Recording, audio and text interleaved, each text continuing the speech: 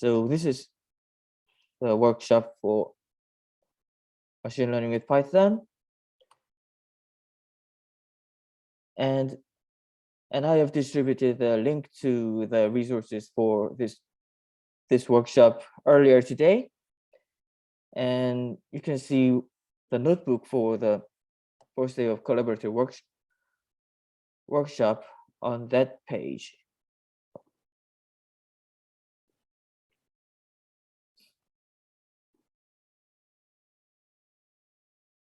These materials is based on slides created by Dr. Thiago Mosquero and Dr. Renaud Dessels, who ran this workshop earlier. And let's start. So what's machine learning? Machine learning is the term machine learning is created by Arthur Samuel back in 1959 as a field of study that gives computers the ability to learn without being explicitly programmed. So let's see what that specifically means. What computer learns is a model from the data, which is a framework trained from the data to determine the output when the input data are given. So what human does is just defining data that computers should learn from, and algorithm, the procedure that is run on data to create a model. This might include linear regression, decision trees, support vector machine, deep neural networks, which is pretty hot topic these days, and among others. And sometimes there are hyperparameters that are external configuration for each algorithm, such as how much should the computer try to simplify this model.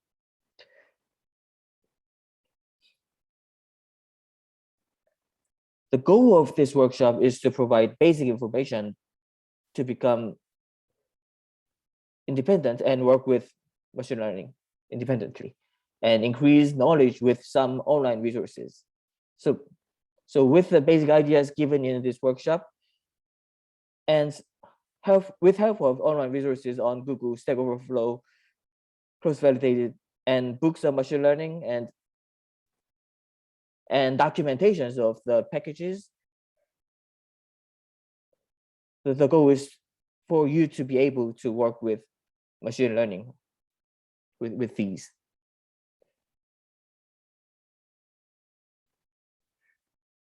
Here's an overview of the workshop. Day 1 will cover fundamentals and motivation, overview of machine learning, and then we will nano review Python and introduce you to this working environment, Jupyter Notebook or Jupyter Lab, and 2 of the core scientific computing packages in Python, including Numpy and Matplotlib for plotting. And the main package for machine learning itself is named scikit-learn, which will introduce, which will be the framework throughout this workshop. Day 2 will cover classification and cross-validation,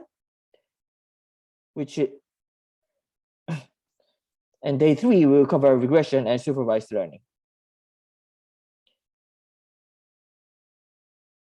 Throughout days 2 and 3, we will have homeworks for simple data analysis tasks, and how it works will be described later. And at the end of this workshop, there will be a quiz, which are multiple choice questions given at the end of workshop, which are not that hard. But homeworks and quizzes are required for students taking this workshop to earn UCLA credits.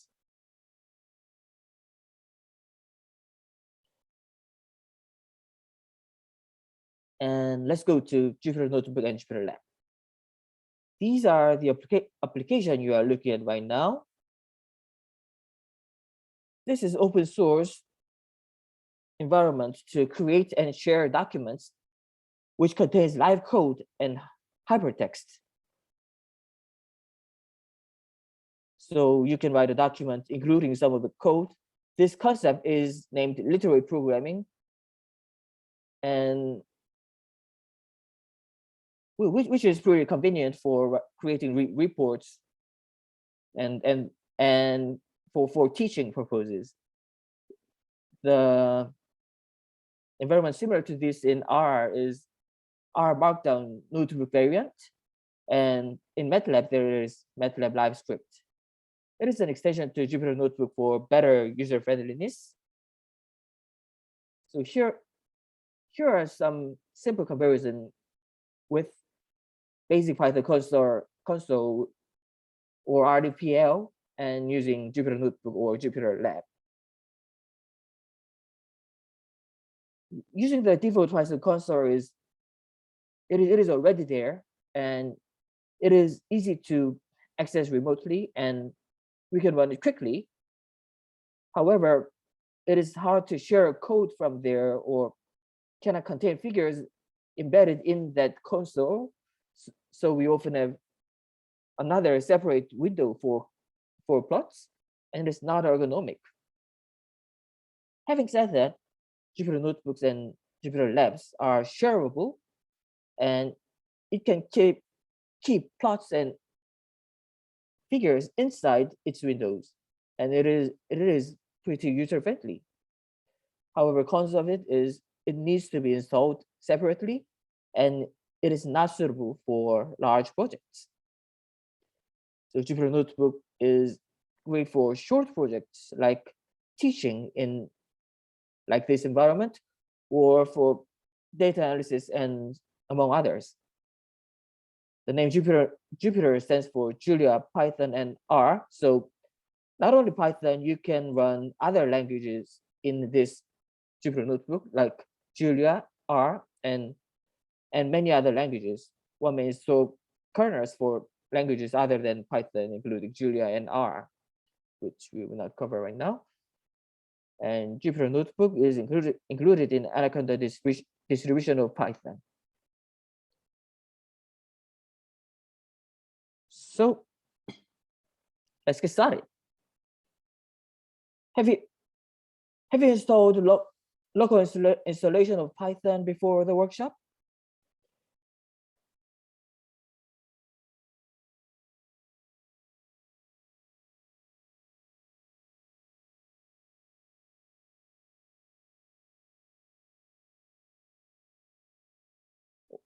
Or did you decide to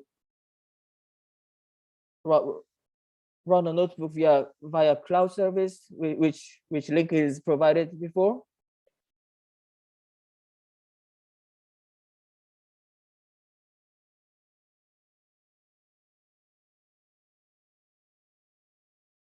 Oh, I see some chat here. Oh, okay.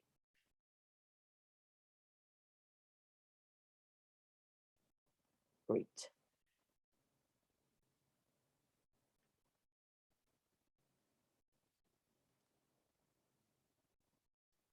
So if you have a local installation, what to do is open Anaconda in Mac. In Spotlight search, command spacebar and search Anaconda Navigator, and then launch Jupyter Lab. And in Windows, you can look for Anaconda in your start menu and launch Jupyter Lab.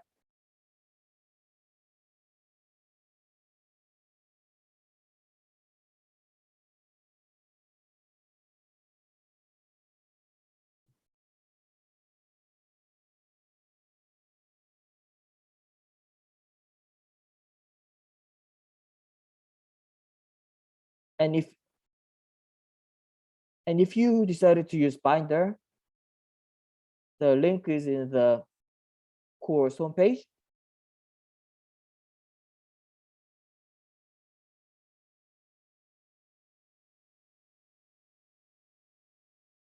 So this is the main home of course homepage, and you can click this link, and it will take a couple of minutes to pop up the working Jupyter Lab environment.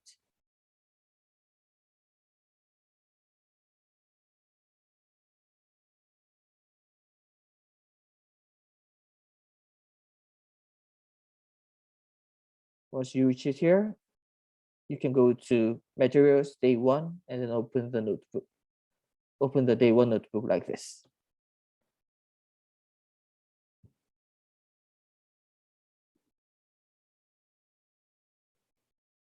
So is everybody able to open this environment? Please raise your hand.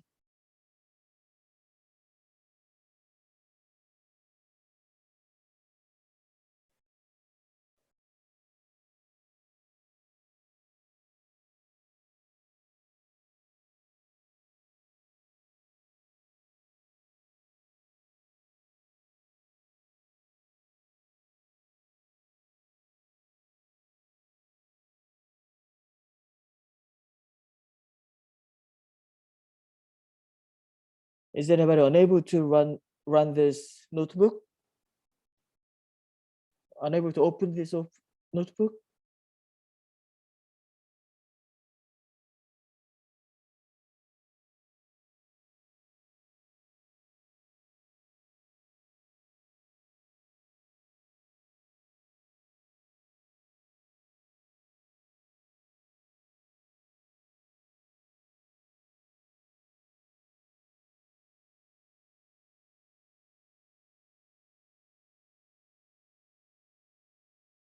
Okay, looks like everybody is having issue with opening the notebook. Okay, thank you.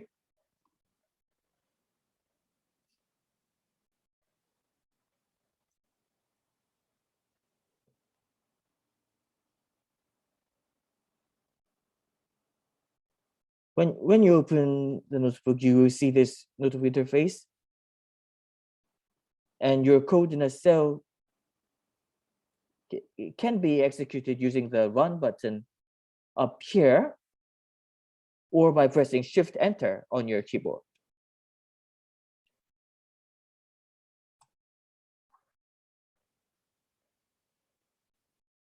If the last line of the cell assigns something, nothing is displayed, and the variable x has the value of this expression.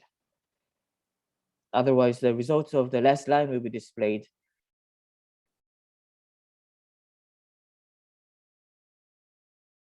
Here is an example. So with this line, we have the value of 5 times 3 plus 2, which is 17, is assigned to variable x. And with this line, what does this line do?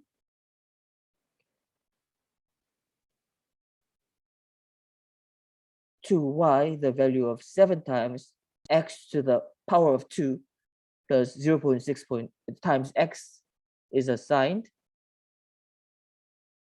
And in the second line, z is an inverse of x. And even if the x is integer, the result is floating point number. And the last line will multiply y and z.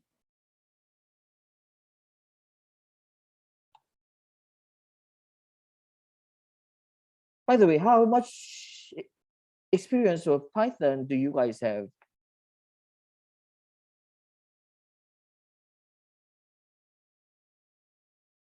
A little bit?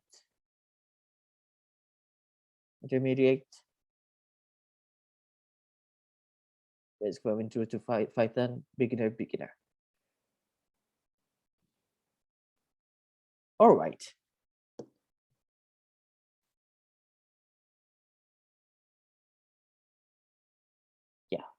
Yeah, a prerequisite for this workshop was just basic knowledge of Python, which is equivalent to our Intro to Python collaboratory workshop.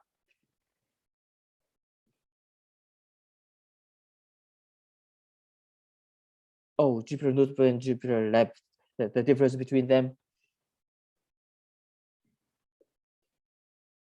Jupyter Notebook is more basic stuff, which can be accessed with, let's see.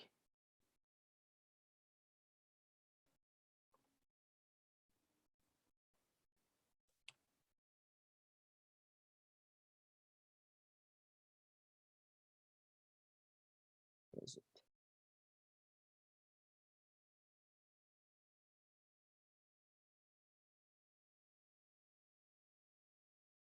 this comment. So Jupyter Notebook is designed to be lighter, and this was created first. And for user friendliness, another interface is created, and that is Jupyter Lab. So as Aditya is typed in chat, Jupyter Lab is more smooth, and you will be able to access multiple files easier. However, it is heavier and sometimes slower to execute. So if I am running relatively heavy jobs, I'll tend to run this on a notebook interface, and if you are working with some lighter workload and want to access many files that within the same window, then I would use Jupyter Lab. Does that answer your question, Nikita? Okay.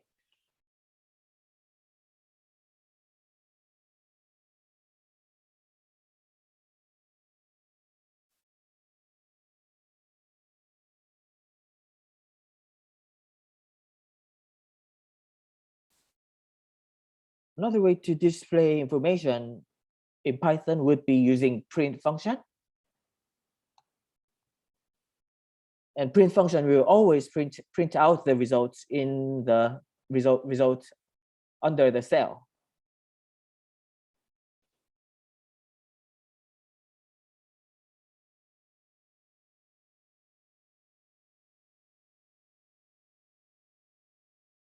Yeah, so it's each block of code here.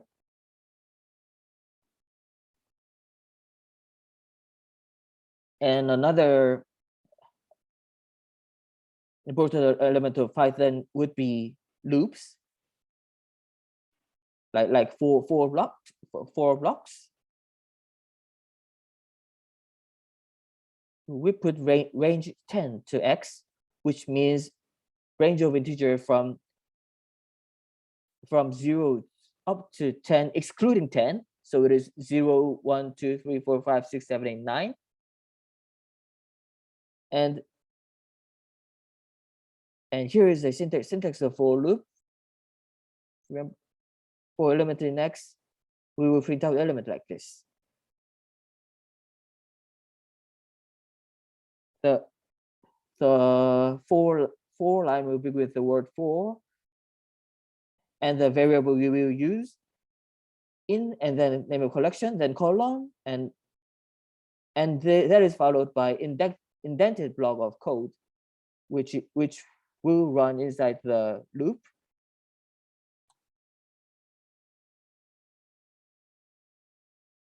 It prints out 0 to 9, and the block ends when you stop indenting code, like this.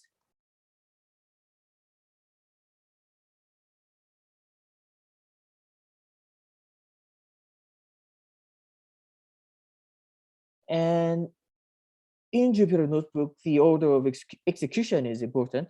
So let's see what happens if we go back to the second cell again and run this code.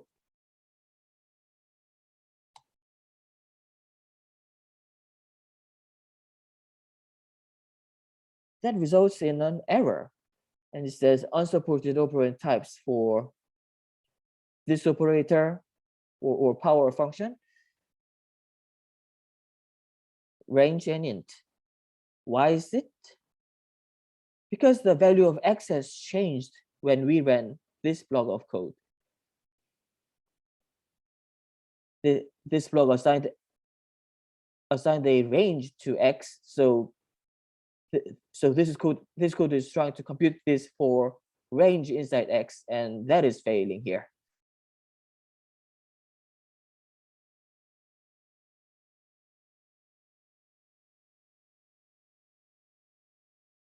So you have to keep in mind that execution order is important,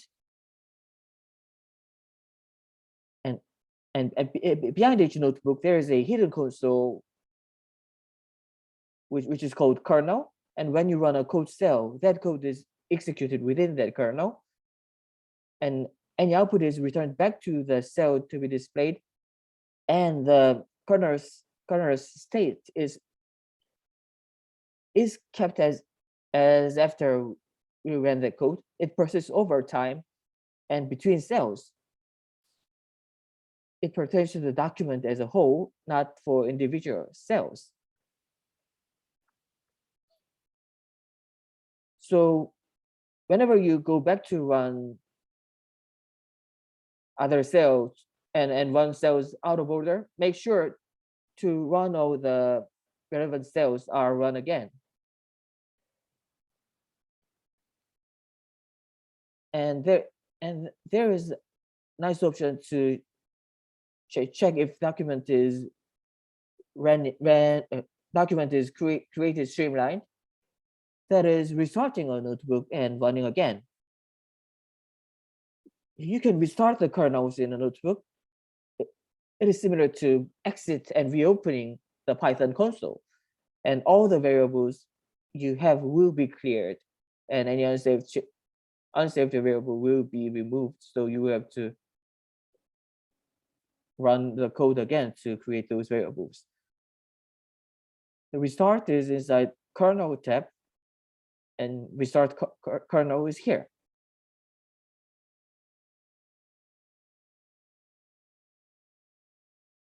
There are other similar options like restart and clear outputs, which will delete all these after restarting.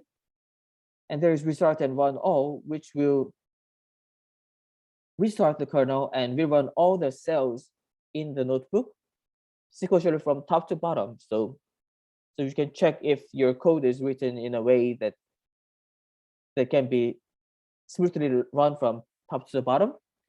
And you can also interrupt the kernel to stop executing the cell currently running, similar to pressing Control-C in the console, which is useful when the kernel hangs or you are trapped inside a infinite loop or others. So you can write something like this. This is a simplest infinite loop in Python. It will run forever, and you can interrupt it with the interrupt kernel option or stop button here.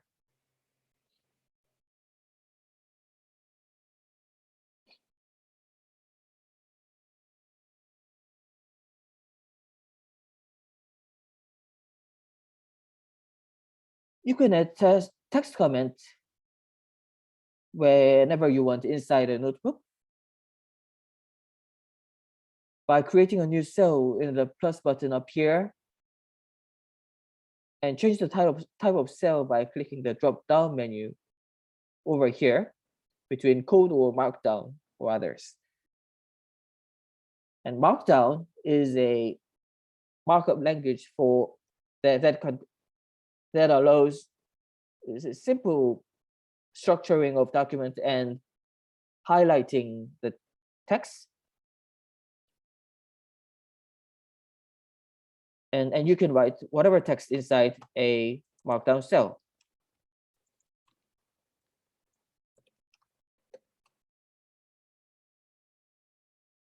We can make some of the words bold, like using 2 underscores like this, or you can make it look like a code by using backquotes, and you can italicize some words using a single underscore. And then you can even use formulas. They are text formatted. You can wrap the formula between the two double dollar signs.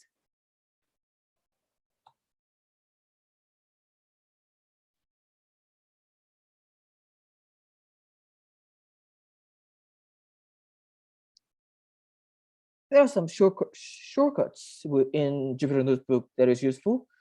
I already introduced Shift Enter already. And B is for creating a cell below the current cell, and A is for creating a cell above the current cell. You can press M after pressing an escape key to make a cell to Markdown, and you can press Y to change it to code mode. You can check more shortcuts inside the menu.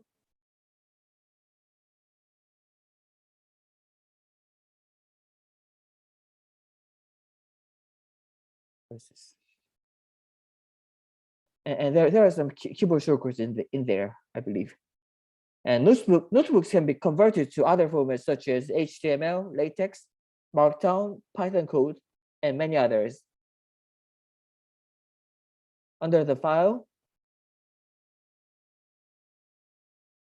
save and export notebook as, and you have many formats out here.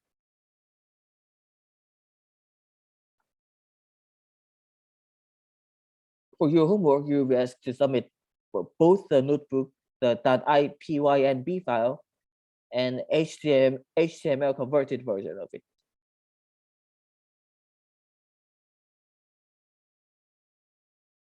Saving your notebook. Regularly, Jupyter Notebook saves itself automatically. However, you may force save yourself by pressing Command S in Mac, Control S in Windows,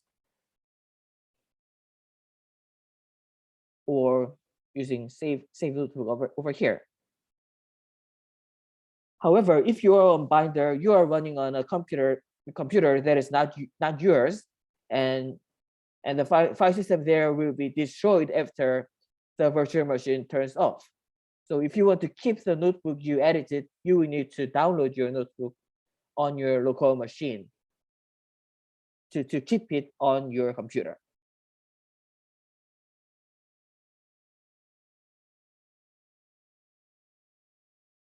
And one thing you need to remember is that just closing the window does not close the running Python program. And it may take up memory if it is not closed properly. And this sometimes causes issue when you are running code on shared computer, or you want to run some other program on the same computer. In Jupyter Lab, you will see this green dot indicating that this kernel is still running, even if I close this notebook like this.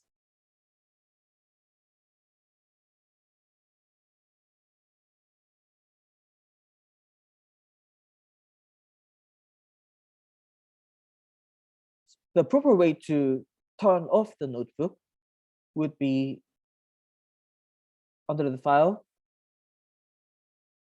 shut down button here.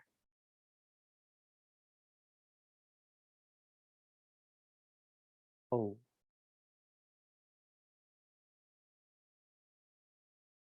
So with that shutdown button is for the whole Jupyter Lab. This close and shut down notebook here. Then now green dot is gone, and we can reopen the notebook like this.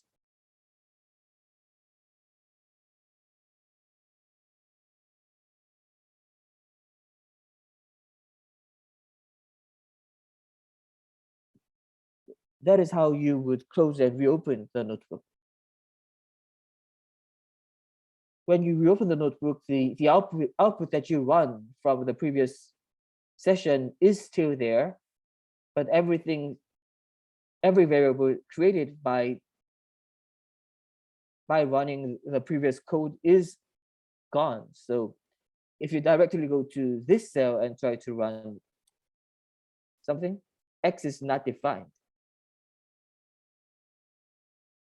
So you have to create the variables again.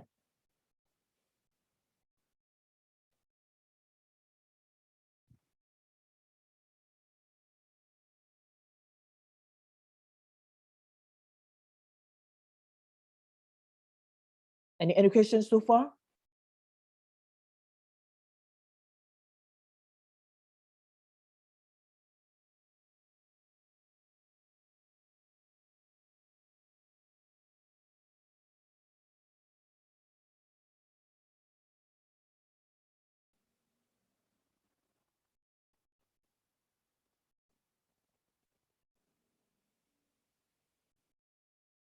Okay.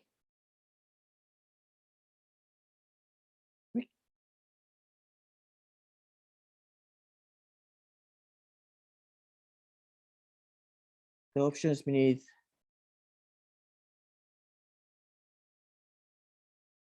file when running on cloud appear to be fewer. Let's see.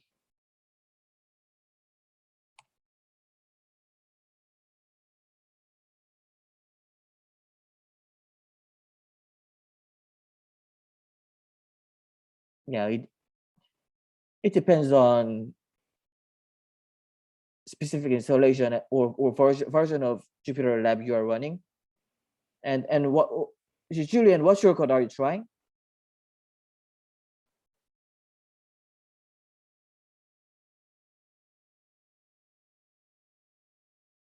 A, B. Um, if that is the case, you will have to press escape button first. And so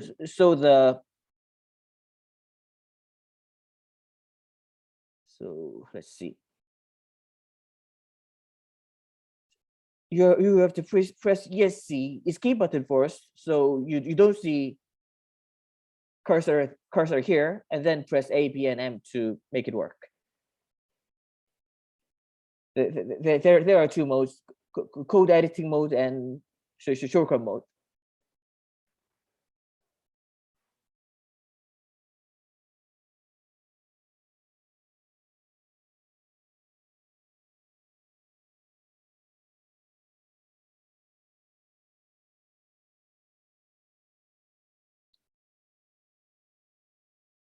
There are some examples of the notebooks provided in our course webpage.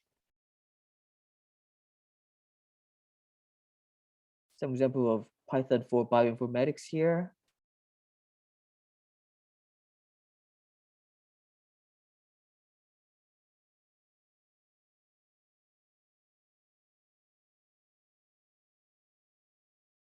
Like high quality reference genomes.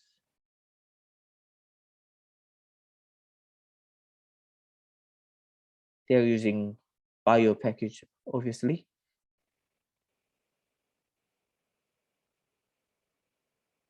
And there you can see many examples of visualization and some package usages.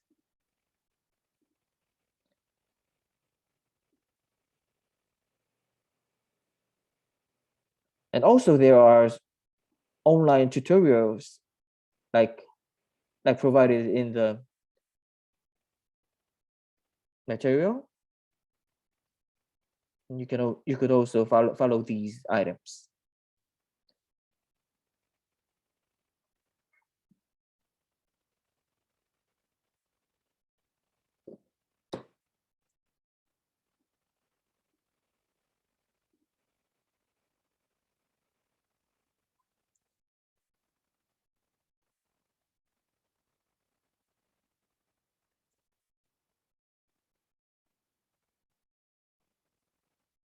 Okay, we are slightly ahead of schedule. We will have a break right now, and we will return in 2:27.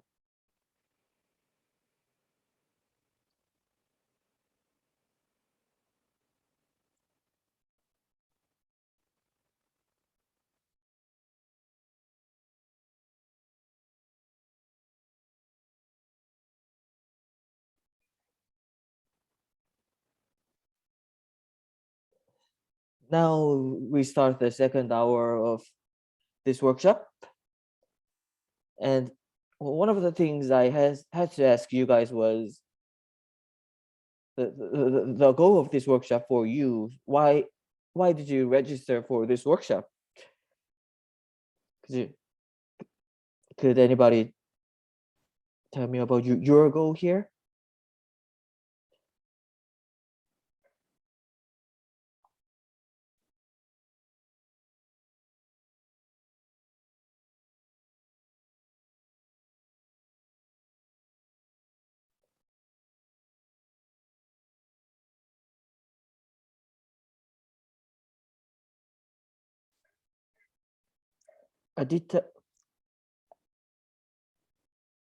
Aditya says lots of my friends were majoring in CS and focusing on ML, so I thought I take a class to see what it was about.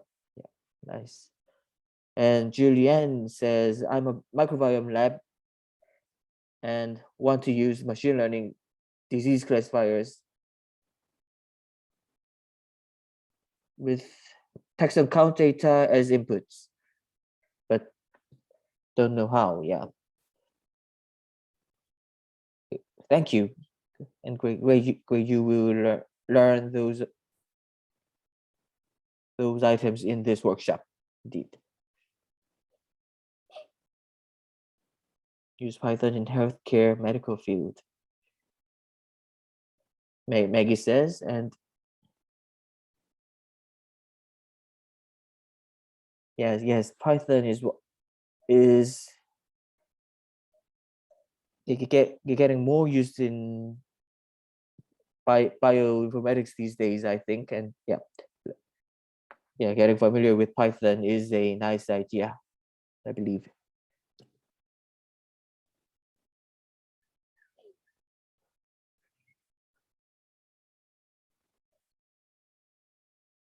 Mohammed says, personally, I thought it would be super fun since Python is really fun to use.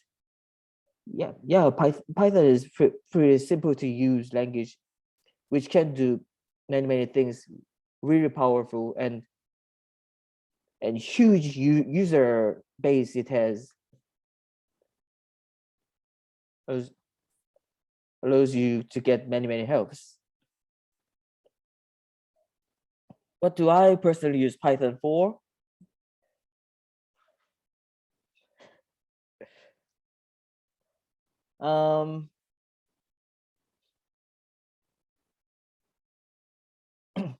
I personally used Python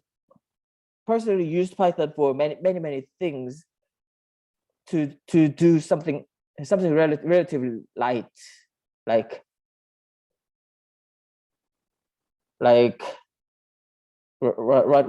running simple scripts and in my local computer and those. And when I do deep learning, I am always on Python, like PyTorch or TensorFlow. Those are the de facto standard packages for Python that runs on GPU, graphics processing unit. And when you have access to those hardware and you are to run deep learning, you have to use Python kind of. And Nitika says, I use R quite a lot, but here Python is much better for machine learning. Is that true? The thing is that many of the machine learning softwares are developed in Python, so you have more options to use in Python.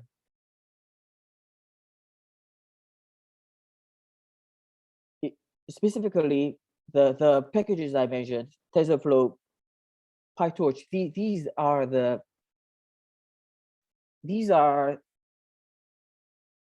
main workhorse in deep learning, and their primary target is Python. So if there are other language interface of those packages, the main target is Python. So Python will always have the most advanced features.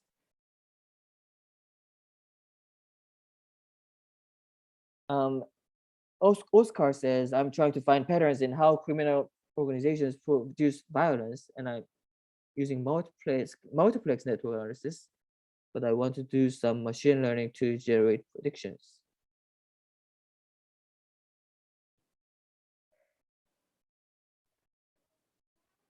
All right.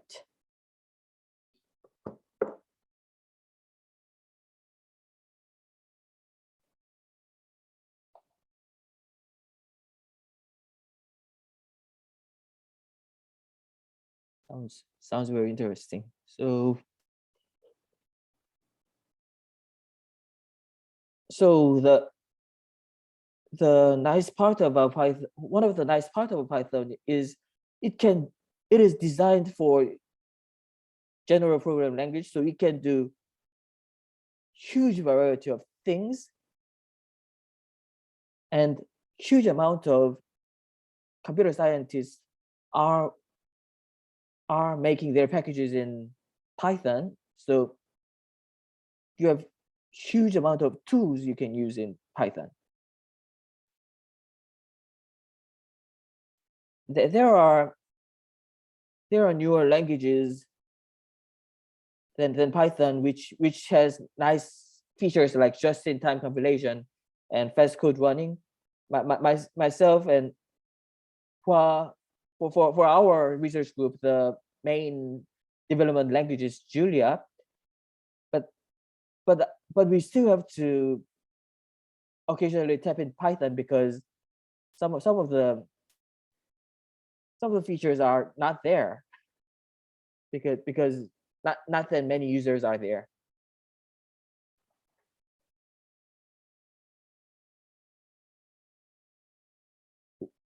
Well, is there anything you want to add about it? No, I don't. I agree with you. Python has a huge user base, which is hard to beat at the moment. It's just, almost anything you want to do, there is a Python tool you can use. Yeah. Yeah. Thank you.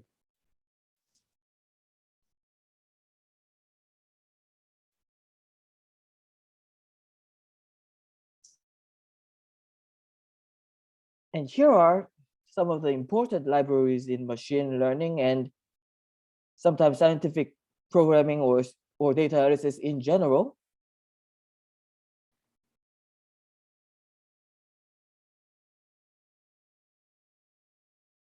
So let's talk about some of the libraries in Python.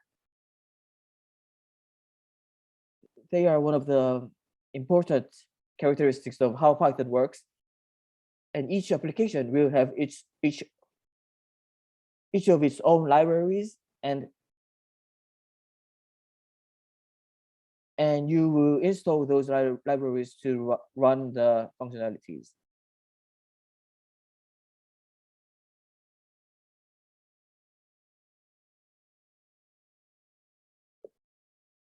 And here are some of them. Numpy for numerical arrays and linear algebra stuff. And SciPy is widely used for many scientific applications and user-friendly and efficient numerical routines like numerical integration, interpolation, optimization, linear algebra, and statistics. And matplotlib is the package for plotting, and pandas is the package for data analytics. And they include data frames like in R and split, apply, combine routines that is widely used for data analytics like R package, tidyverse, dplyr, or those packages. And scikit-learn is the package for machine learning. And what is nice about the Anaconda distribution I discussed earlier is that all the packages, all these packages are included in this Anaconda distribution.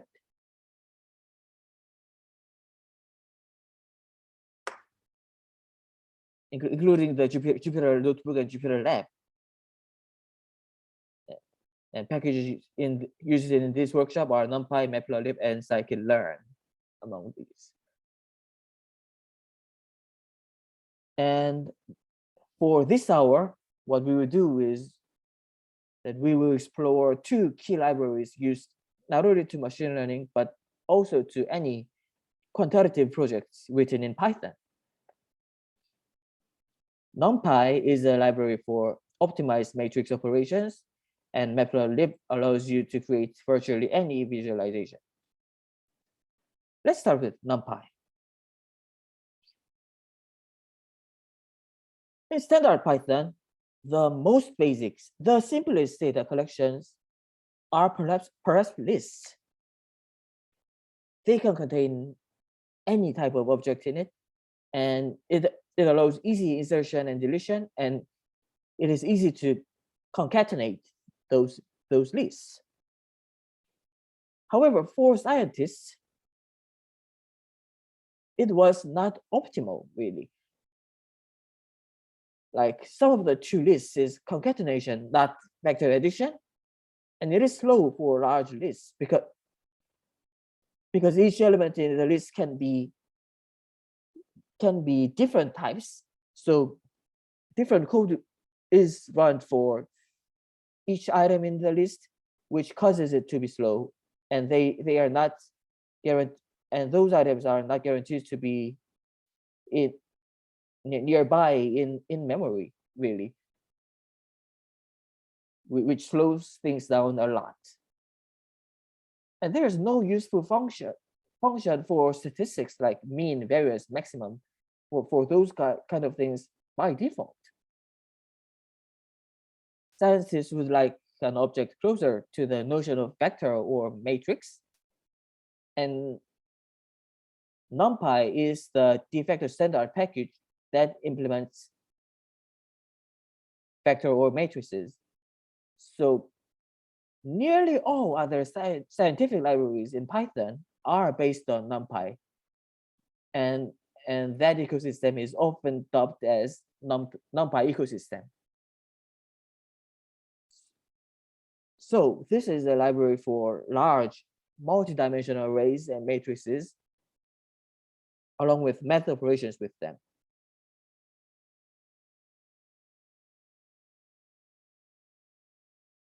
What are the different types of objects in NumPy, says Maggie?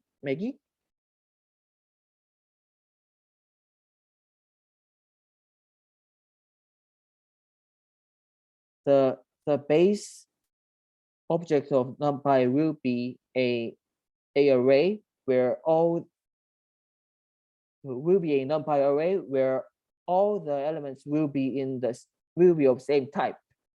So it will be faster to process.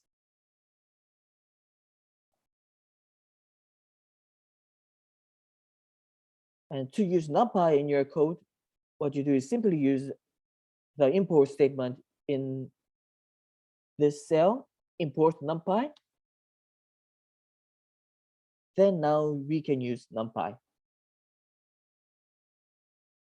And the base object array can be created using the function array under the module NumPy. And the syntax would be variable equals NumPy.array, and then array like collection is inside. So let's create our list with 5 elements, A, like this.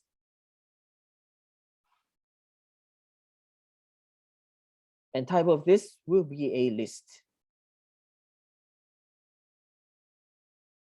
And then if we say NumPy array and have 1, 2, 3, 4, 5 list inside parentheses, we are creating an array with this data.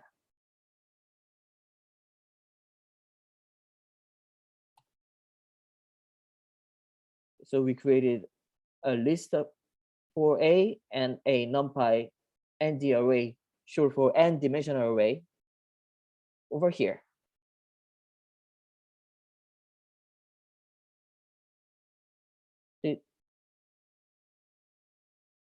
Did it answer your question, Maggie, by the way? Oh yeah, I did. I was just wondering because it said like advantages can contain different objects. Oh. So I just wanted to clarify that, but thank you.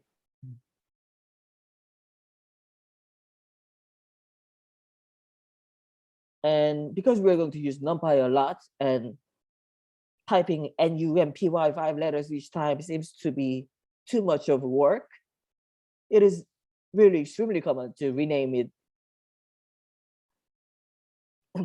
rename and import it as NP. It is just a nickname, and it is these days like an idiom. I think over 90% of people using NumPy will use this line to import NumPy, and then do np.array to create an array. So this is similar to this line, except for the data 5432.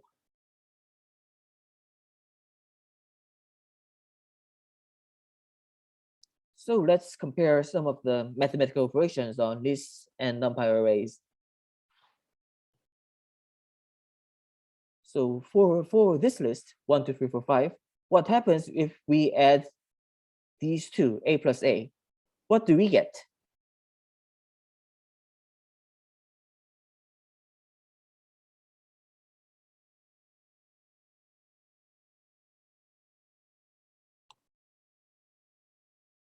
It is a concatenated list, including 1, 2, 3, 4, 5, 1, 2, 3, 4, 5, length of 10.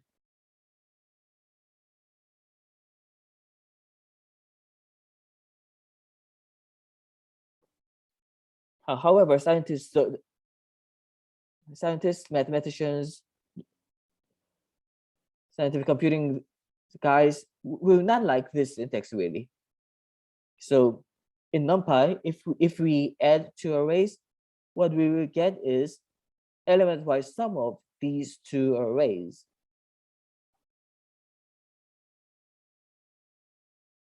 So the result is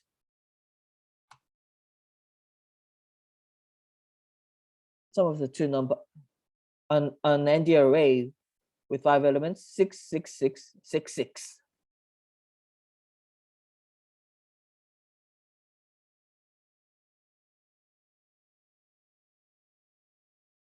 And there are other stuff you can do with Antimatter array.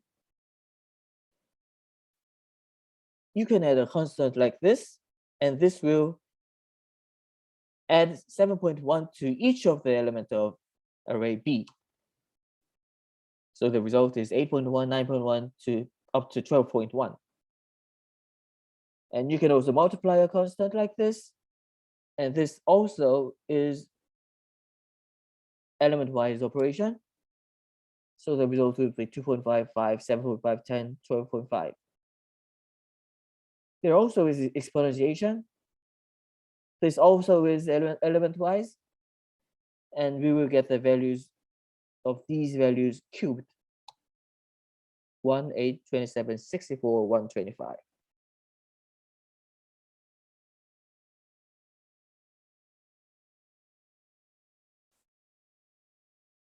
And we can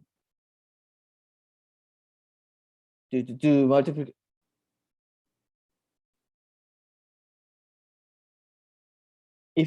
What happens if you add two arrays of strings together instead of numbers? Let me check if arrays of strings is allowed. Yeah, we'll get back to you after this. Okay, so we can operate between elements of two arrays like multiplication, division, and modulo operations.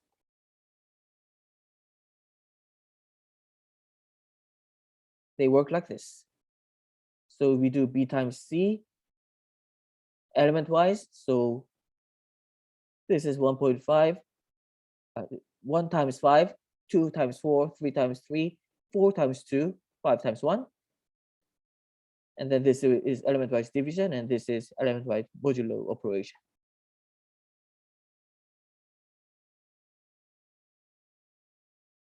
And then there is also element-wise exponential.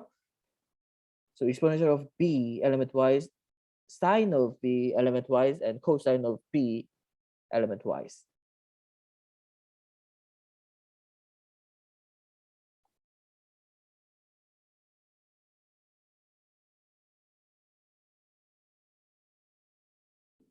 Now let's get back to Maggie's question. So what happens if you add two arrays of strings together instead of numbers? Let me check if two arrays of strings is a load first.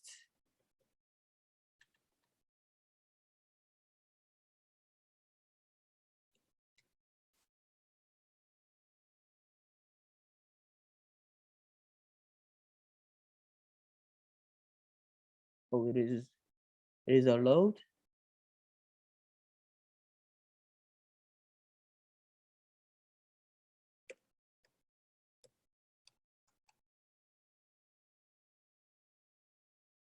And you can't do things like this. And if you try this, so this is not really a loaded in NumPy array.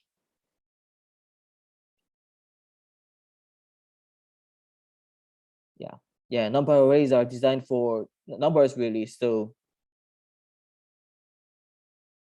how to work with strings might not be as simple really.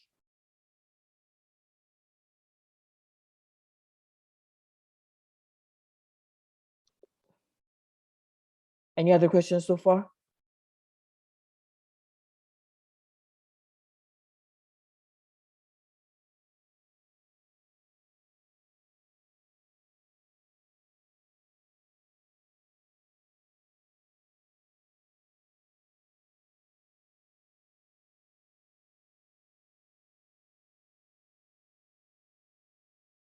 Then let's get to indexing.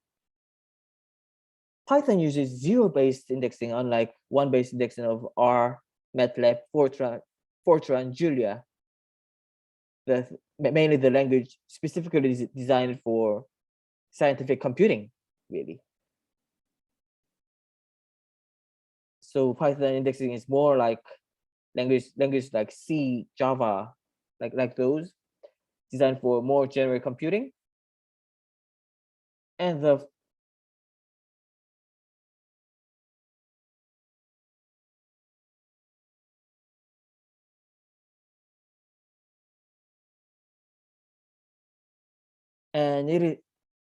first item in a collection, like lists, NumPy arrays, and others, is indexed with number 0. And in this workshop, for consistency, the words first, second, third, and those will mean one-based indexing, and anything else like index and index number and element and position and row and those will all mean zero-based Python indexing. So here is an indexing example.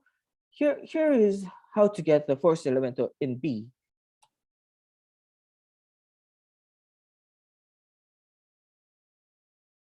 So we get number 1 by indexing with the number 0. Then how would we get to the second element in B?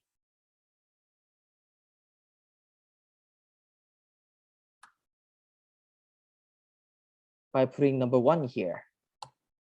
Then we will get to the second element, which is 2.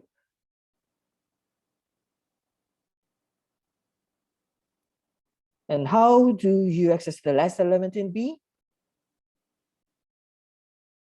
Could you put the index in the chat, anyone? What should I put here?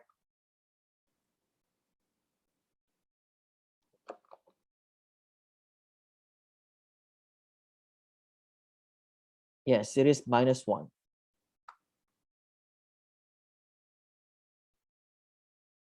-1 goes to the last elements of B. And since we know the length of this array, we can also access this element with number 4.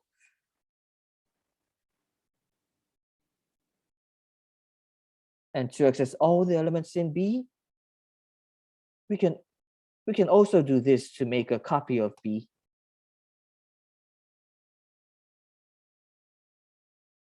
By using a colon. And how do we get to elements 1, 2, and 3?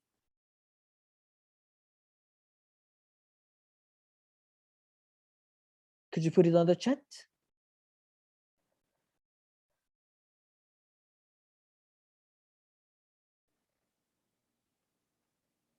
What is the index I should use to access the elements 1, 2, and 3?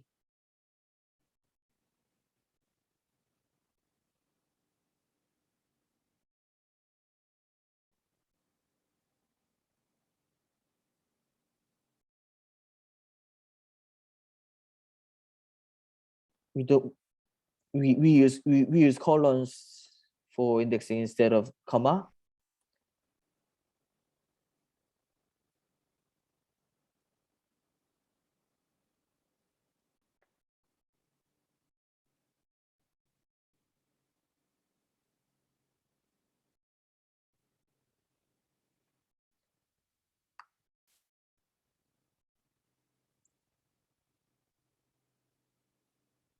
Okay. For now we will use element n for zero-based indexing. So what I mean here is 1 colon 4.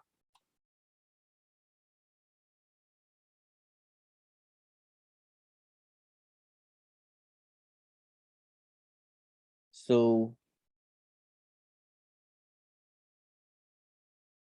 I will mostly use element 1, 2, 3 or row 1 to 3 for zero-based indexing,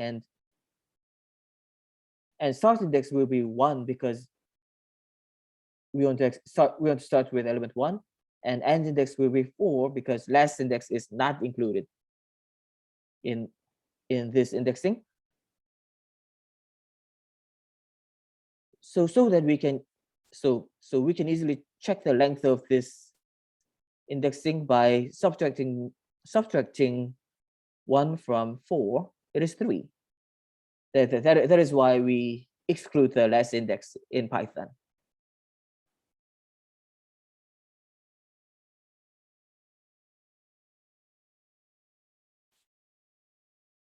And there are indexing using 2 colons also.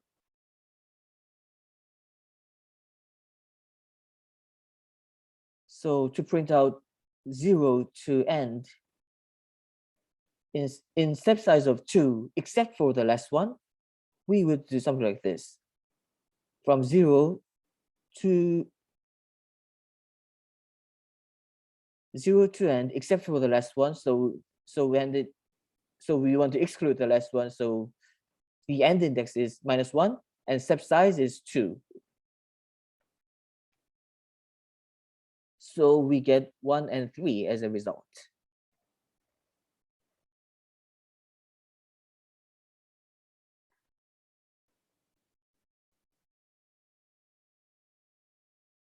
And you can also omit the last index like this, and then it will be just from index 0 to end in steps of 2, and it will be 1, 3, and 5. Then how would you get reverse of this array B?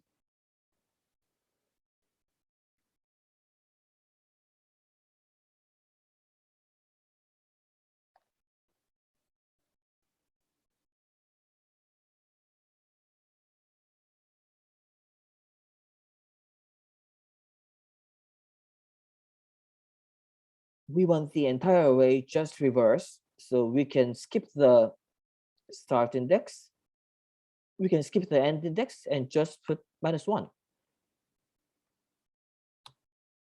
And this will reverse the order of B.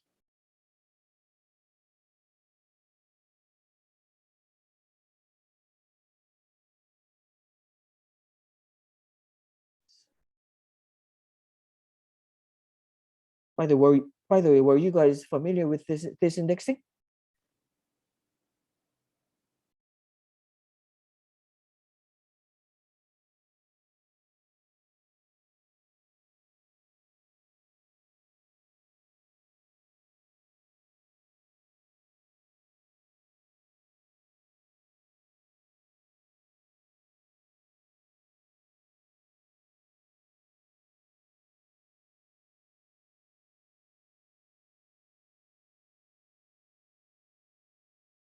Now let's get to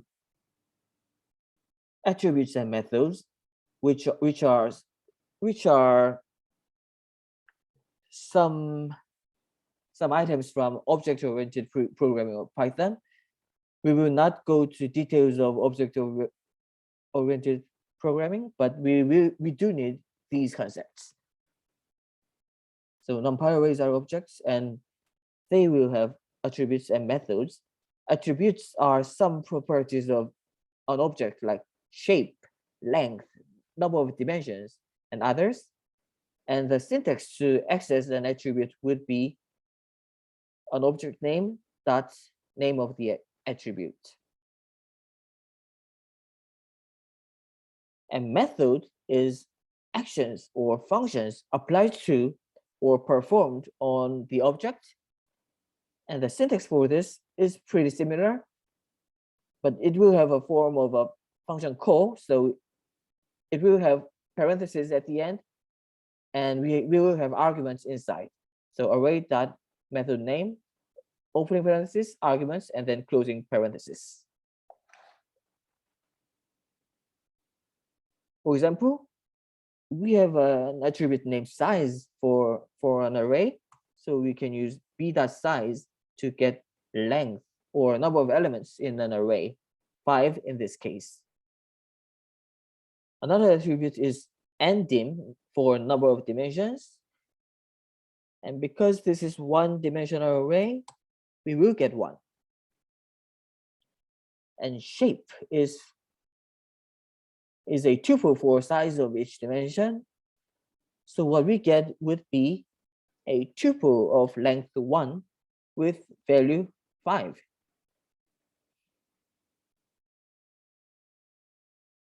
And here is an example of a method. Array B has a method sum inside. So b.sum opening and closing parentheses will get you some of the elements inside the array B, which is 15. There also is prod method for products. We will get 120, which is 1 times 2 times 3 times 4 times 5. If you want to see the full list of arrays, attributes, and methods, you can look them up online in this link.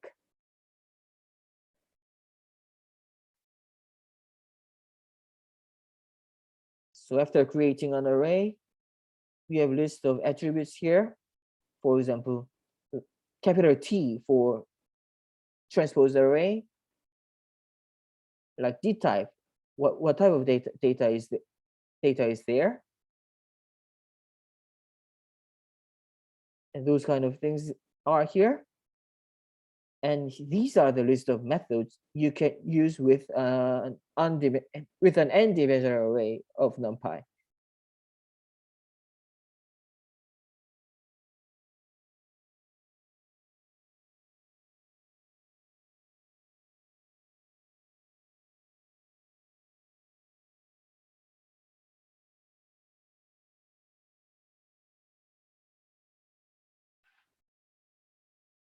There are ways other than the NumPy array function to create an array. Let's do with the arange function, which is for array range. It's similar to range function in base Python. The 3 arguments are starting point, subpoint, and increment or step size. So you can create an array like this. The start point is 1, subpoint is 5, and this is exclusive. And the step size is 0.5. So what we get is an array with 1, 1.5, 2, 2.5, 3, 3.5, 5, 4, 4.5, and we don't have 5 here because 5 is excluded. Another function, another useful function is linspace, whose argument is starting point, stop point, and number of subdivisions we are going to use. For example, 0, 10, and 4 subdivisions. What we get is 4 equally spaced numbers between starting with 0 and ending with 10. So what we get is 0, 1/3, 2/3, and then 10. By the way, for auto completion, you can press the tab key to get the option you want.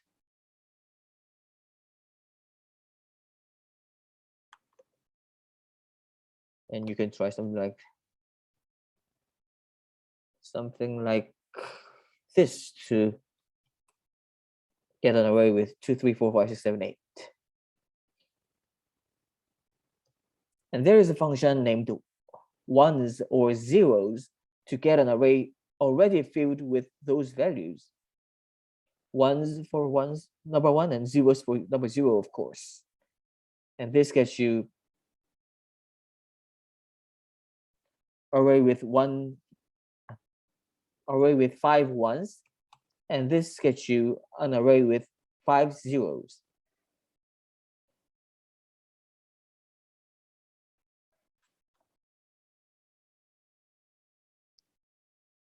Any questions so far?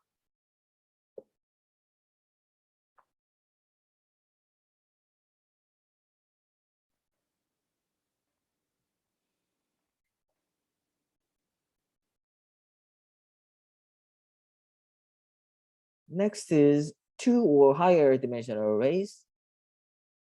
Oh, I have a question from Maggie. How do you convert the floating to int? An empty array has a method named s-type. So I think this will do the work. Yes. So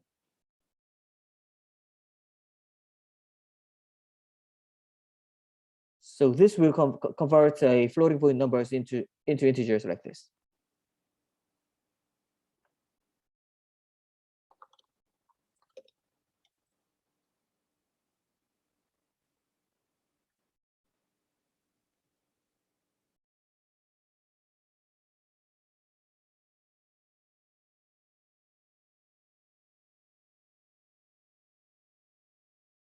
So now we get to multi-dimensional arrays. Multi-dimensional arrays can be created using nested lists or list of lists.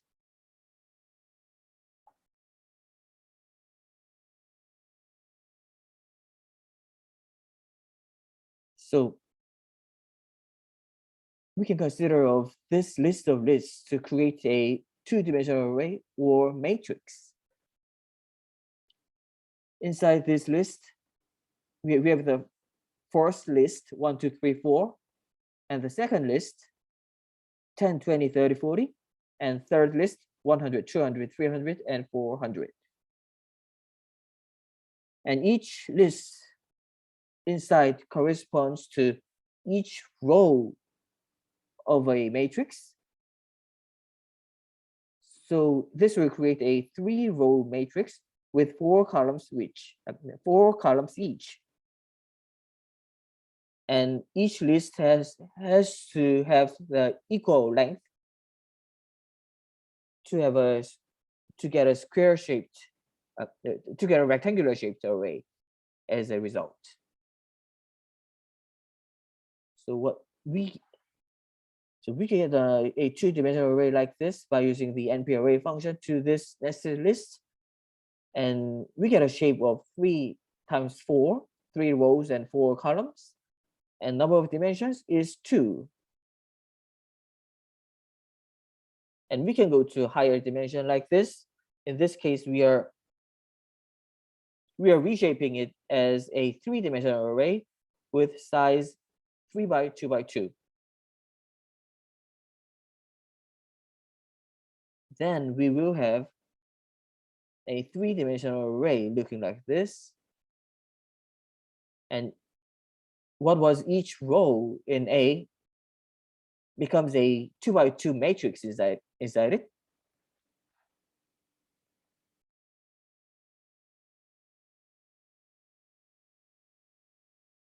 Three by two shaped, and number of dimensions is 3 now.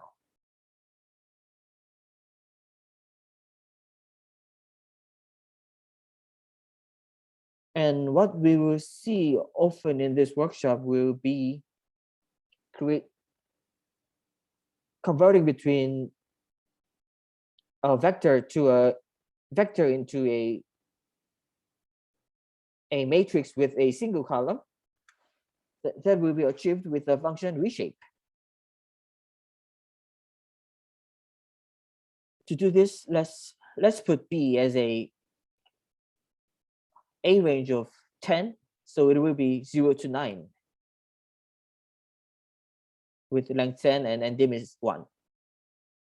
And we can reshape it by giving it a tuple, so it will make 10 by 1 matrix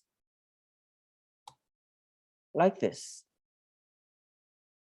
Shape is 10 by 1 and number of dimension is 2 now.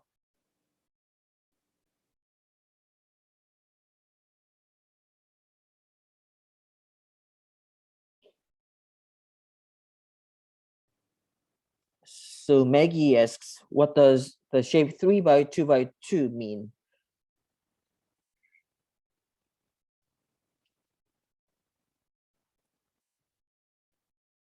We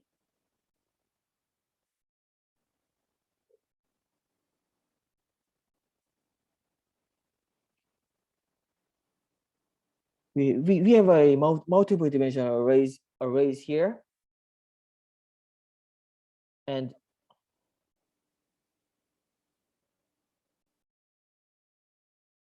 oh, that kind of interpretation, right?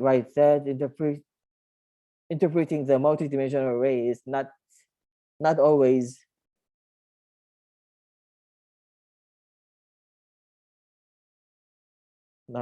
straightforward.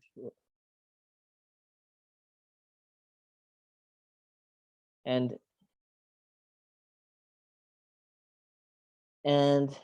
better way to interpret would be so something like 3 length of 3 along dimension 1, length of 2 along dimension 2, length of 2 along dimension sorry about that. So length of 3 along dimension 0, length of 2 along dimension 1, and length of 2 along dimension 2. And yeah, that doesn't directly convert to rows and columns for 2-dimensional arrays. It is just a box of numbers with 3 dimensions on for example x dimension, y dimension, and z dimension. So just consider it as a box of numbers, I would say. Julian asks, why does the number of dimensions increase to 2 when using reshape?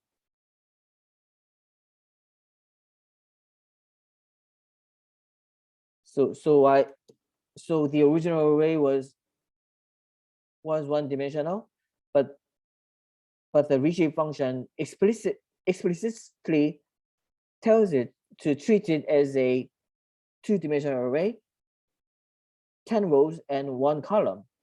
So because it explicitly has a single column, so we treat it now as 10 by 1 matrix. So because it has length to tuple as a shape, number of dimensions is 2.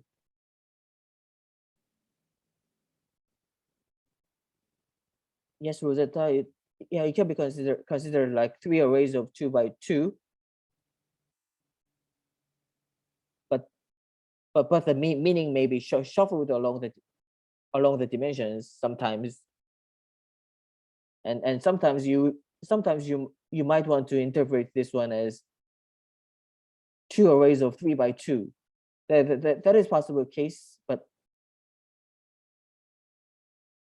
yeah, more natural ways would be 3 arrays of 2 by 2 in case of Python, because what you see here is three arrays of 2 by 3 2 by 2 arrays.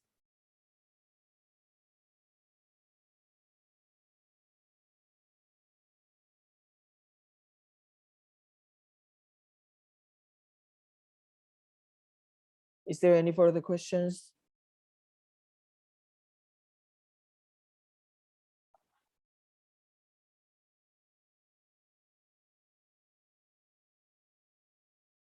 Is there something unclear or anything?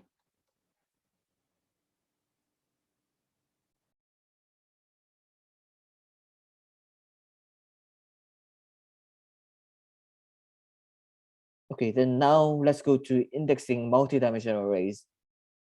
To access an element at position ij, what you would want to do is indexing by two numbers separated by a comma. So it will be array I comma j. And you can also select an entire column or row using a colon. So array I comma colon to get a row I, and array colon comma j for j column number j. And you may also use a slice using colon like this to get the first two rows of an array. So let's print out an array. And what is the element at the position 1 comma 2? Could you type in the chat?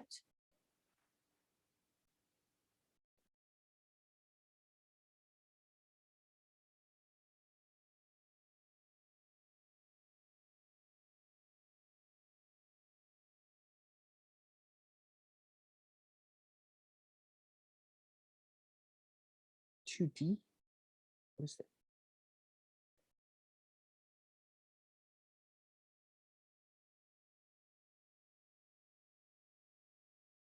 What would be this value?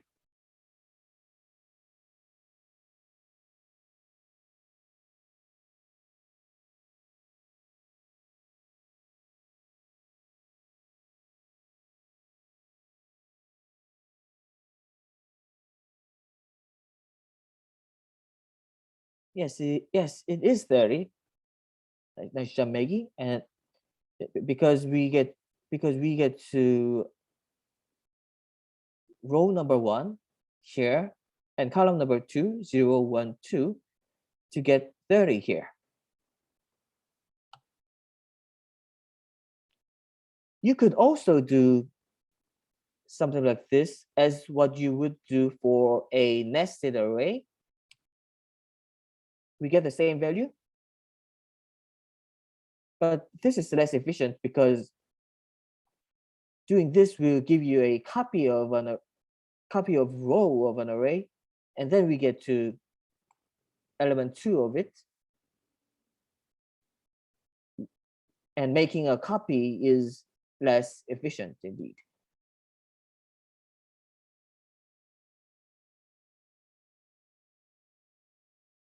And to get to row number 2 of A, we do A 2 comma colon to get 100, 200, 300, and 400.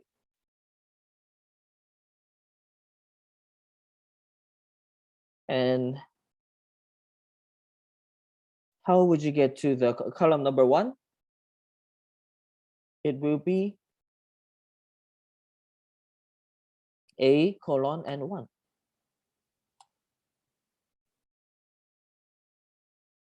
Then how would you reverse the order of columns in matrix A?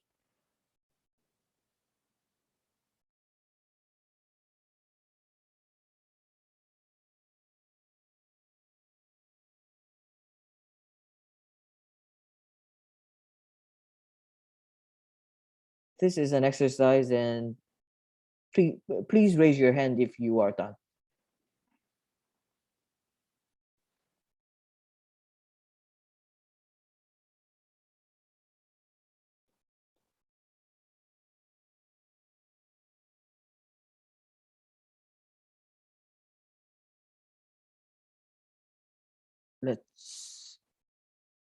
I'll give you about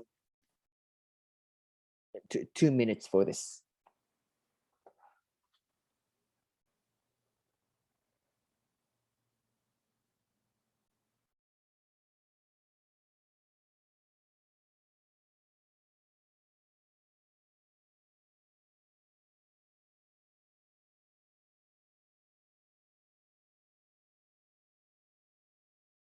Okay.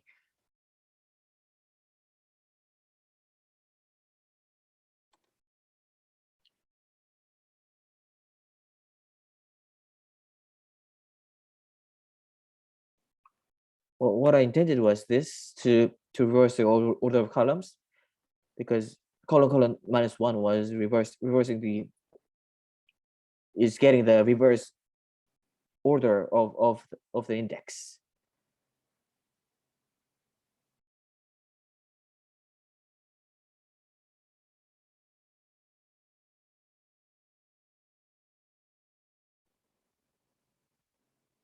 And what happens if I do a colon -1? I don't think that shuffles order of columns. I think that should shuffle order of rows. Yes.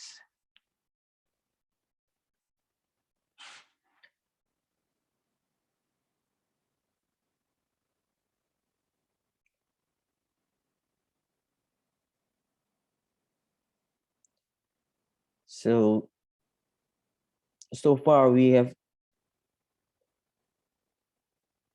dealt with indexing with multidimensional arrays. And is there any further questions?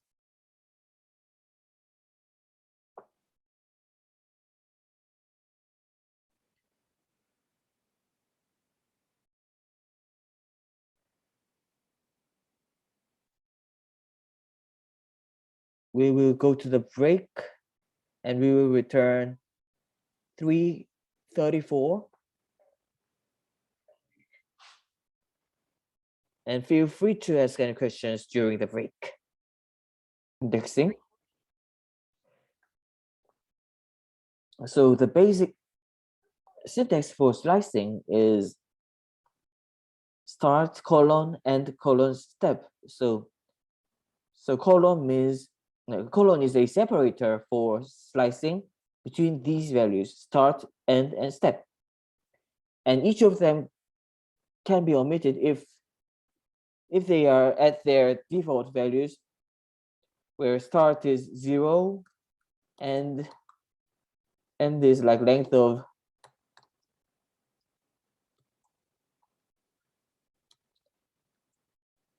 list, and step is 1. They can be omitted if they are at their default values. So if we say like B was the array with 1, 2, 3, 4, 5, one dimension. Okay, let's work with B.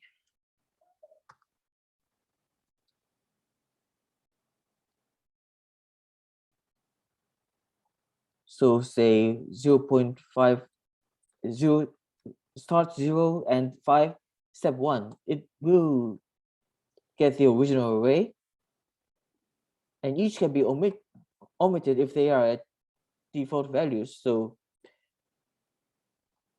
we can just do this to get this slicing,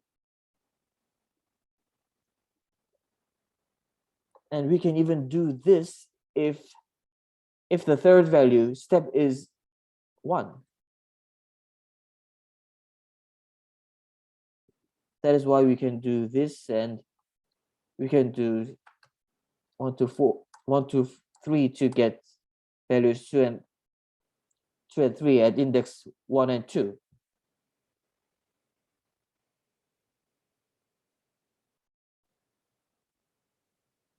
and why the double column and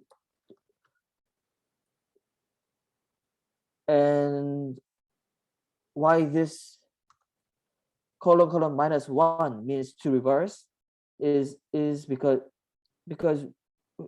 we start with an array and end with end of an array, and step size is -1, so that means to reverse an array.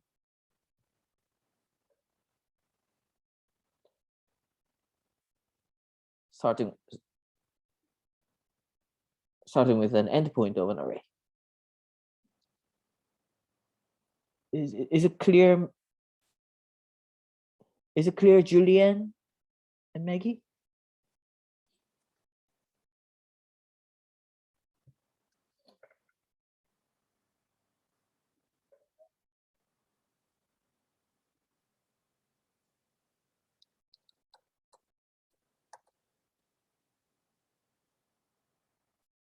That was more about basic indexing of Python in general.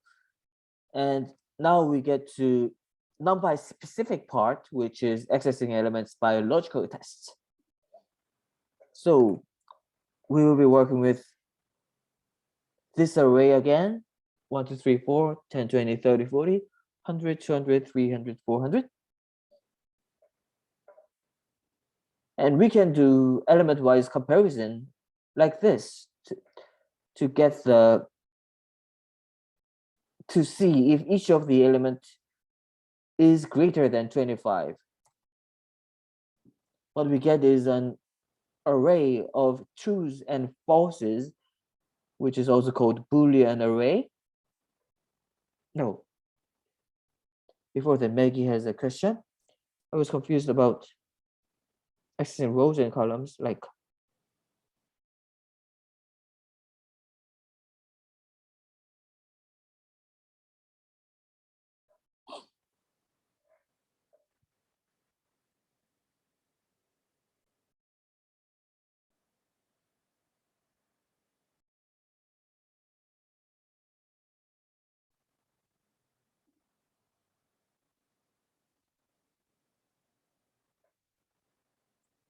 accessing column number 1 of A is A of colon comma 1, not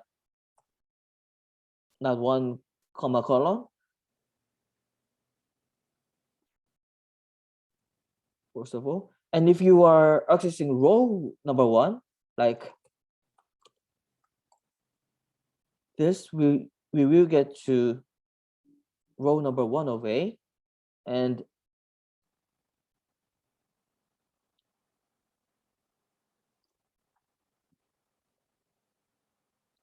yes, the second colon can be omitted for row number 1. Row number 1, because this is equivalent to indexing a nested list. But working with this indexing will be more consistent using 2 indices, and this is more like nested list indexing, and it will confuse people if you have it in there.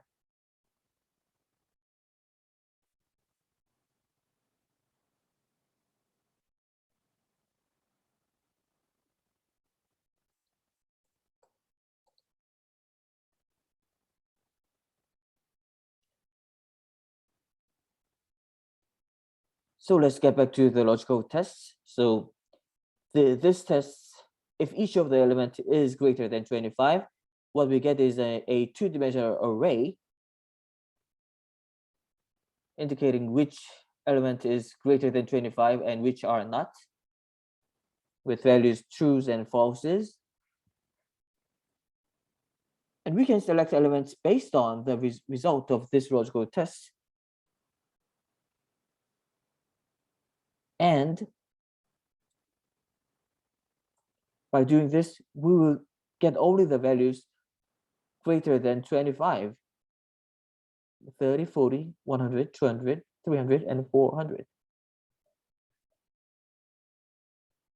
And the result will be a one-dimensional. Let's try, and you can assign values to this subsetted array. For example, you can try to replace all odd numbers in this array, 0 to 9 integers,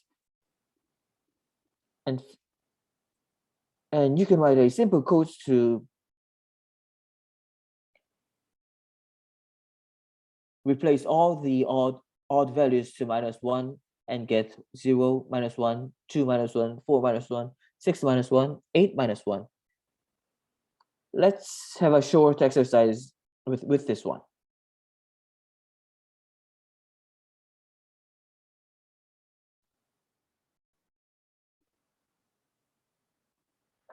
So what you would do is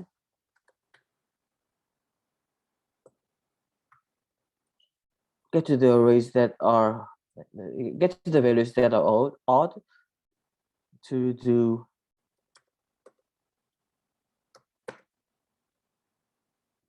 by using the modular operator to get 1, 3, 5, 7, and 9. And then if we assign -1 to this, we will get the desired result.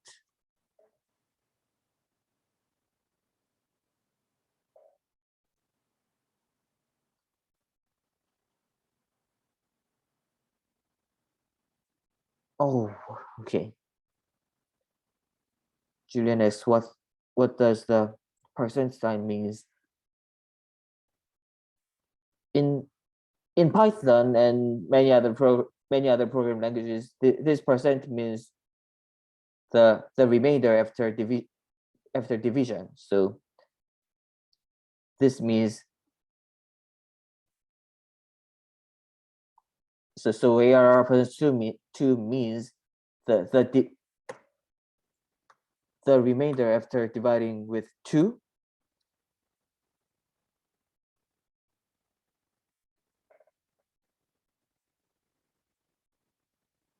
So it will get you remainder after dividing by 2 for 0, which is 0.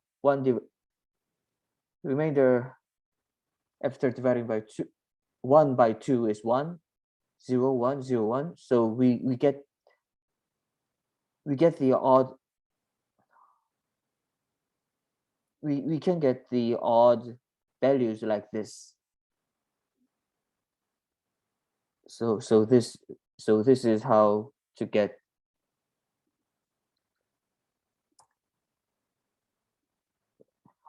what we want.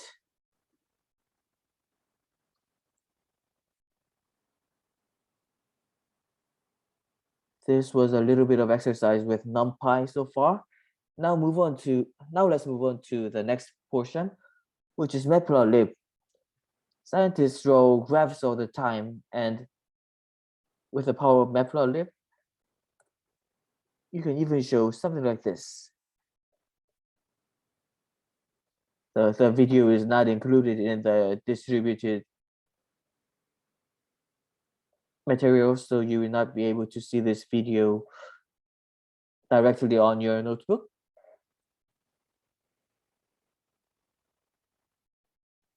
This is a type of animation showing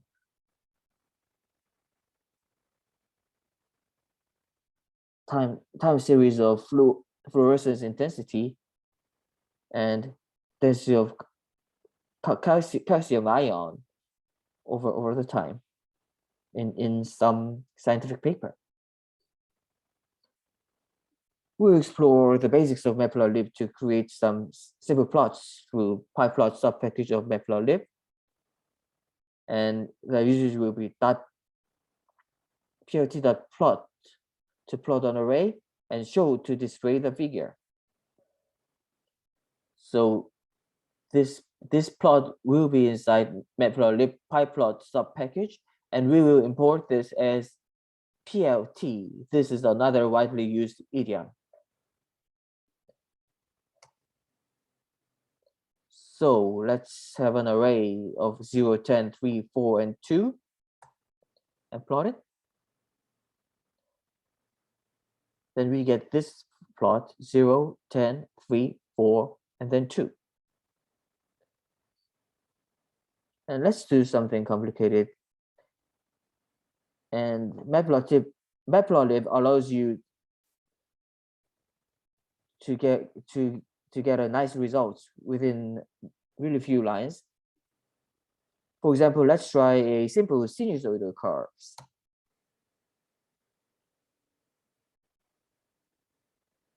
So what we do is array of range 15, and the first curve is the sine curve, and the second curve is cosine curve for 0.5 times the values in array X, and we get the result. We can decorate it further using plenty of options inside the plot function. This argument means that we will get a circular markers with dashed line, and we can set marker size, width of the line, color of the line, and label like this. And R is, of course, for red.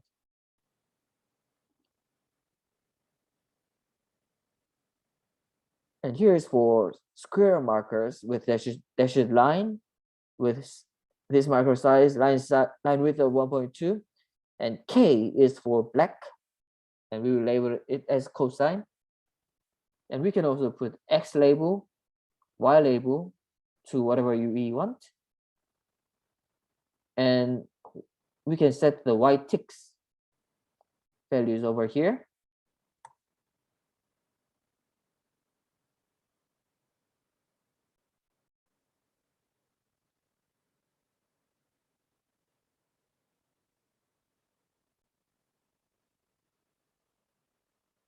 For y-axis, the sine and cosine, not necessarily. It will be based on the values inside this array and this array. That is not sine. That is not what sine or cosine does. It is what values in array does.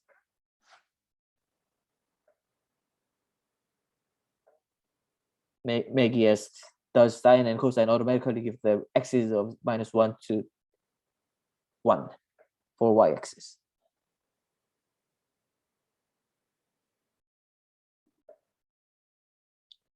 And X label we set here, time S is over down here, and Y label we set here is placed here, and we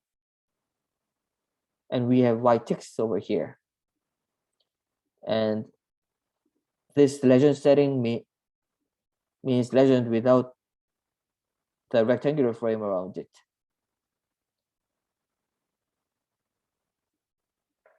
Without this, we will have the legend inside rectangular frame.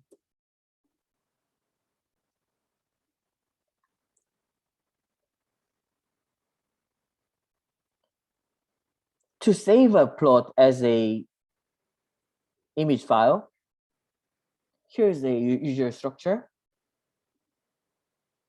We will set a figure with a figure function, and then do the plotting part.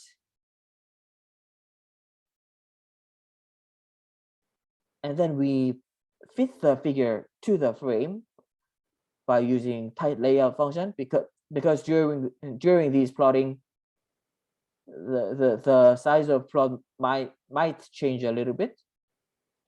So we ensure all the figures will be captured inside the image. And instead of plt.show function, we use save fig function like this.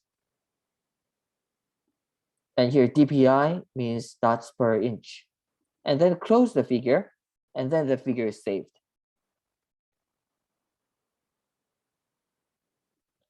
You can fill in these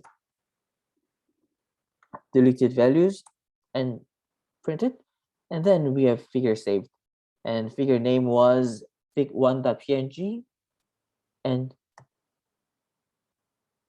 we see the resulting figure in the file fig1.png.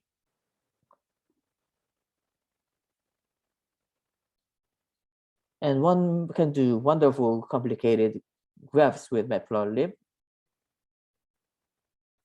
Here's an example for many of them. For example, for bar label demo, you can see this kind of examples inside the matplotlib's gallery.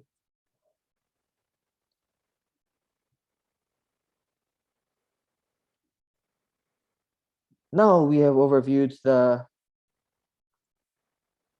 scientific example of scientific libraries. So let's get back to machine learning. The types of learning we deal with is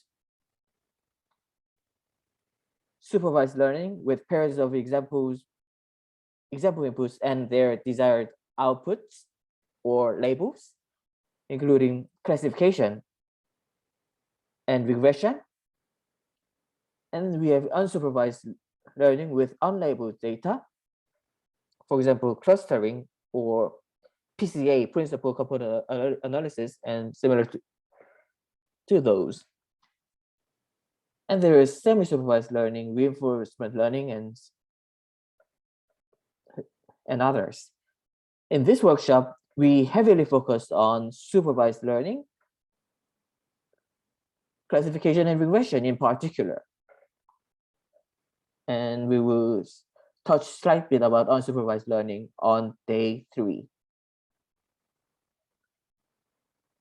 Supervised learning is training with pairs of example inputs and their desired outputs. And here is the typical workflow.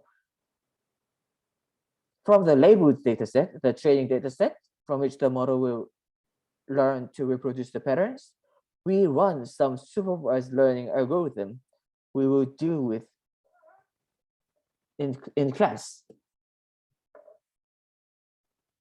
And the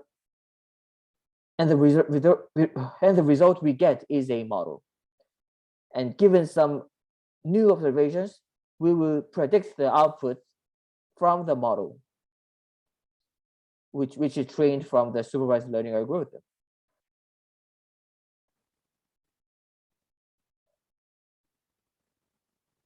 One class of supervised learning is classification. For example, creating a model that identifies type of cell by their shape based on width, height, and smoothness of a cell. We will try to figure out if this cell is a benign cancer cell or malignant cancer cell.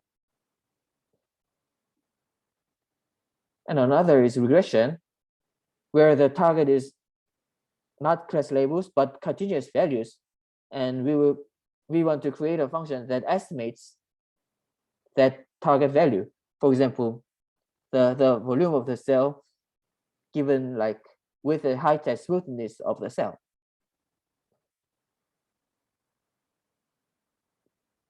So more formally, classification is a task of identifying the category each input belongs to, where the set of categories are predefined. For example, identify the type of fruit based on its width and height.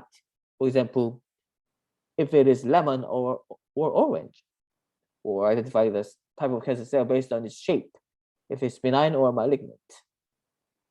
Target would be category we want to identify, and to do so, we look at features which are individual measurable properties of objects studied, like width, height, and others of a fruit or cell. typical procedure would be like, first, the model learns from the example how to discriminate between classes, and when the model is trained, we use it to make predictions. And another class is regression. It estimates the value of a continuous variable. For example, estimating cell volume given length, height, and smoothness, and the target is desired continuous value. And after training a model, we will want to validate the model. If the model works well, so you are trying to perform a regression using these data, which model would you use? Something ideal would be this kind of curve that smoothly goes through the data points.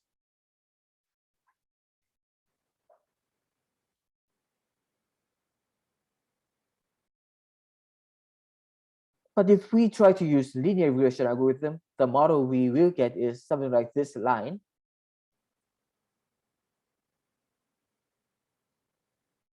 But this obviously does not take full advantage of the data. Something is missing in this model. This is called underfitting. And if we use too complex model, the result might be something like, the resulting model might be something like this. We can closely go through the data points, but the curve seems too wrinkly. It might be too complicated or complex than the data requires. This is called overfitting. And to avoid overfitting and underfitting, we want to try to generalize the results. Say some new data are collected. Overfitted model perfectly describes the training data, but it fails with new data like this. Say these red dots are the new data, and you can see the curve completely missing some of the red dots like this, like this one.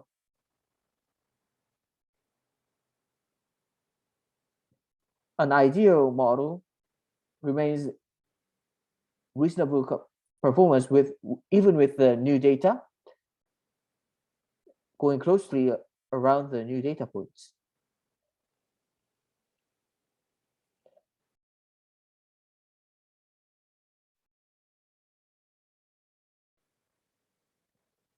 So for underfitting, the model cannot adequately capture the underlying structure of the data. So what to do in that case is choose another, more complex model. And in case of overfitting, a model reproduces nearly perfectly a particular set of data, but it will likely fail to explain new data points or predict future observations. So what to do then would be model selection and cross model validation to remain in reasonable complexity. And we will deal tomorrow.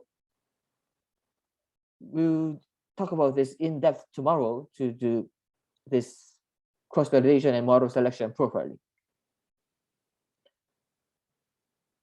So here would be the usual pipeline of machine learning.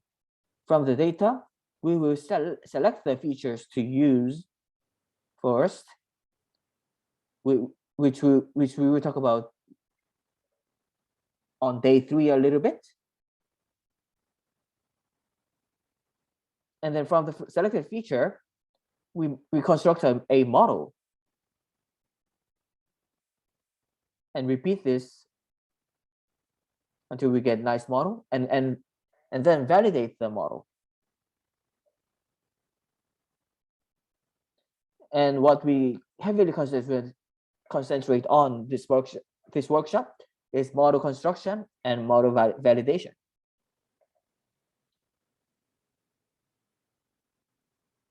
Let's get to an example of classifier.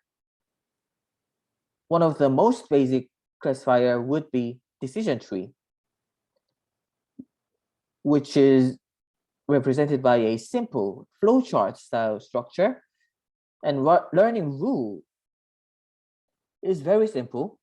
We select a feature and select a threshold that separates the data points from different classes the best. And this is repeated until we have a satisfactory model, which is determined by some stopping criteria. Say we have the data points for lemons and oranges, width of these fruits and height of these fruits. Red circles are for oranges and blue squares are for lemons. What a decision tree would learn would be represented by this flowchart like tree over here.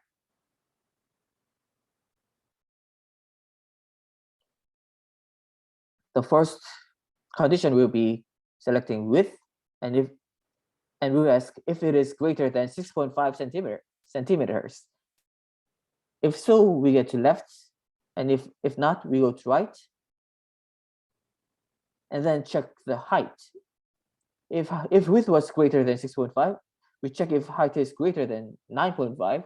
If so, we classify it as a lemon, and if not, we classify it as an orange. And if width was not greater than 6.5 centimeters, we go to height and check if it is greater than 6.0 centimeters. And if it is, we classify it as a lemon, and if not, we classify it as an orange. Some concepts would be root, the node on the top of the tree, the force overall splitting, and leaf nodes means the nodes at the bottom of the tree. There's no more splitting, just directly classified into a class. And depth of the tree is maximum distance between the root and leaf nodes. In this case, it is 2, because we have 2 levels of splitting.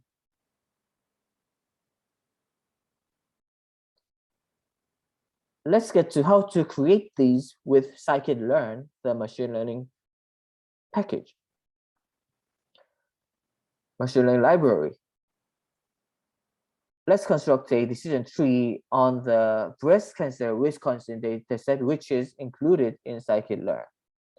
We import scikit-learn like this, and let's import matplotlib.pyplot like this. And we also import the dataset submodule of scikit-learn and load breast cancer data using this load breast cancer function.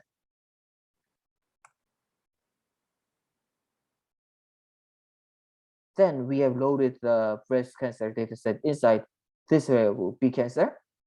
And what is in this dataset are, of course, features and targets. The data attribute will have the features, and the target attribute will have the target. And features are of shape 569 times 30, and targets is of length 569. Features is a set of quantitative characteristics or measures about each of the samples. And we have 30 features in this case. And models will use these features to predict, to make predictions about the target variable. In this data set, we have 30 different features for 569 samples. And target is our objective. Our model should use the features to predict the target. During the training, the target is known and is also called ground truth. Let's take a look at the targets. This is a 0, 1 array of length 569. And as you can see, they are always 0, 1. And 0 means malignant. And 1 means benign cells. Let's inspect one of the samples.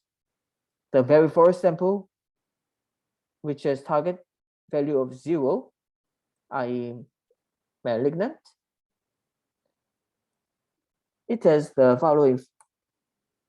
It has these 30 features. And we can check the target like this. And what these 30 values mean can be found in the documentation of this package. And they were actually measured based on microscopic image of the nuclei of cells extracted from patients. They have values for radius, texture, perimeter area, smoothness, compactness, concavity, concave points, and symmetry, and fractal dimensions. And from feature names, we get those items. And we have these 10 items, and we get means, standard errors, and worst values to get 30 features.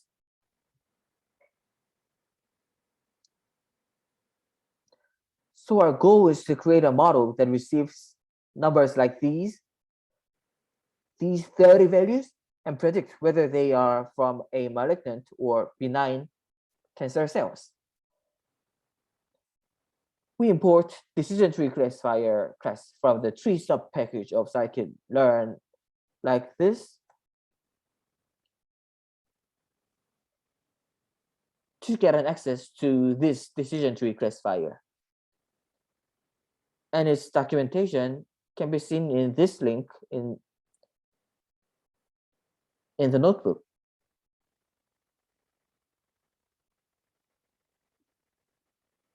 The next thing to do is create a model and store it in a variable.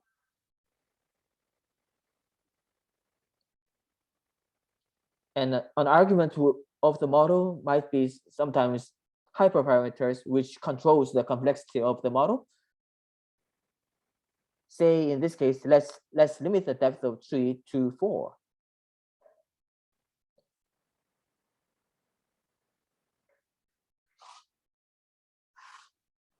And then we fit this model to the data we have right now to get a model, to get a fitted model, which can be used to classify the new input goes through this model.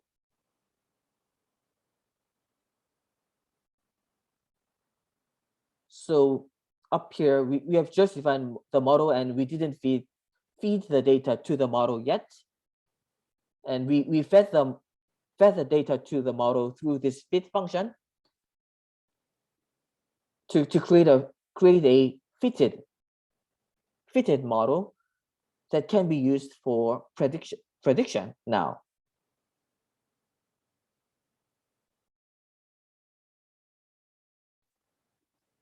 The next step 4, you can see the optional parameters of the decision tree classifier in the documentation.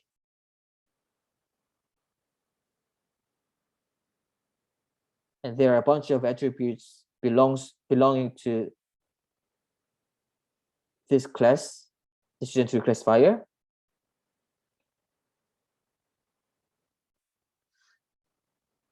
Like maximum number of features, number of classes, number of features, and others.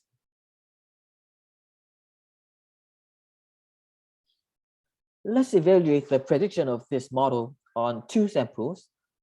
one from class 0 and one from class 1 for benign cell. Sample 0 is a malignant tumor. So if we get the value of this, we get the correct answer of 0. And we can predict the label of a sample using predict method like this.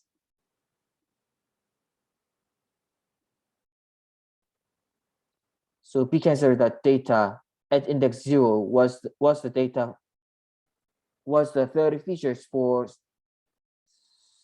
subject number 0, and we feed it to the predict function to get the value of prediction, which is 0, which is correct.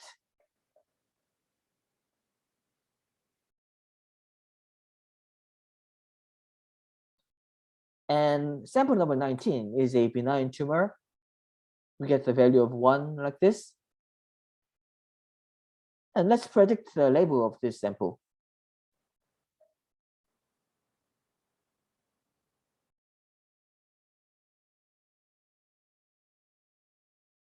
How would you do this?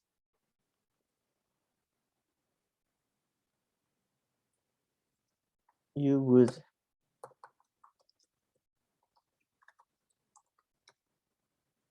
do something like this.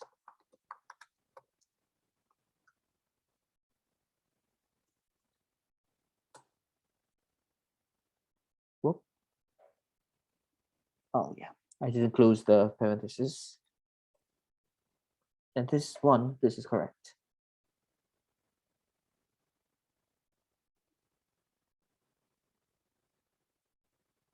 Oh, sorry, I missed the question up there.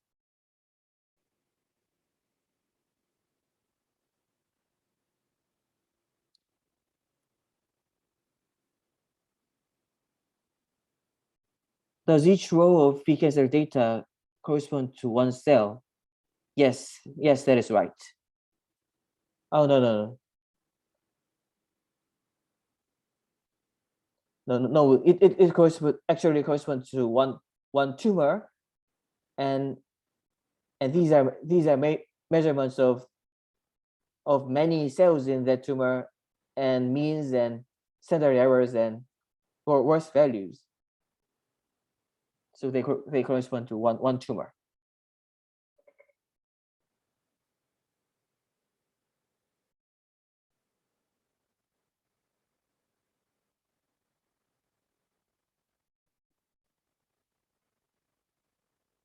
And we need to wrap this value in square bracket because the function predict is designed to predict multiple subjects at a single time.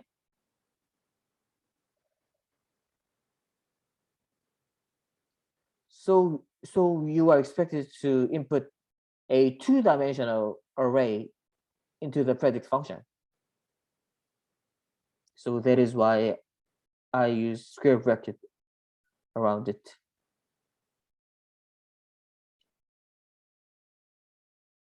Is there any questions up to this point?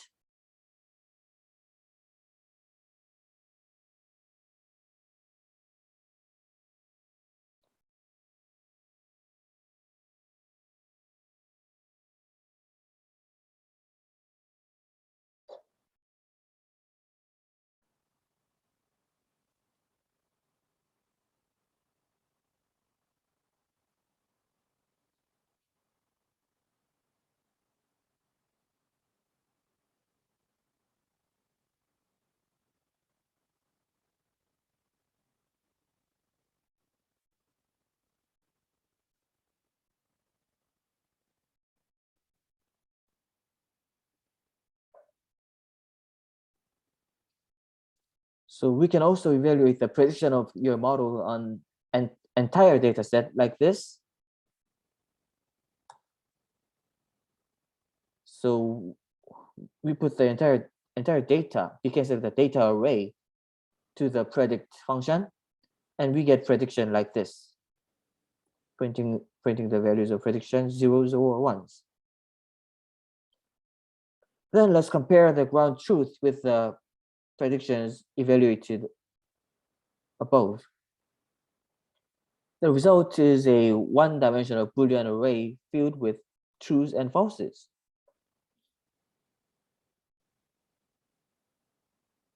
How would you do this?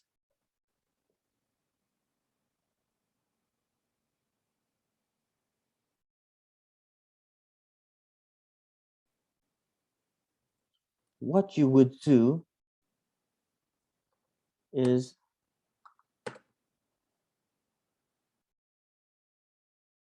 the comparison with the two equal signs.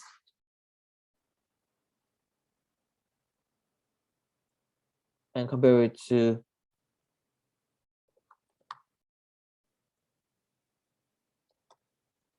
you cancel the target. Then we get an array with truths and falses. We see many truths, which seems to be a good thing because true means a prediction matched its corresponding ground truth, and false means we got wrong prediction. And this code will show you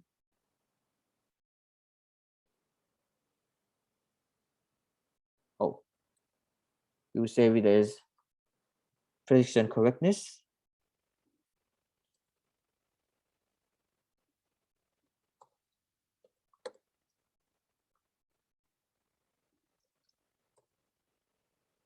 And this will show you how many samples were correctly classified and how many were not.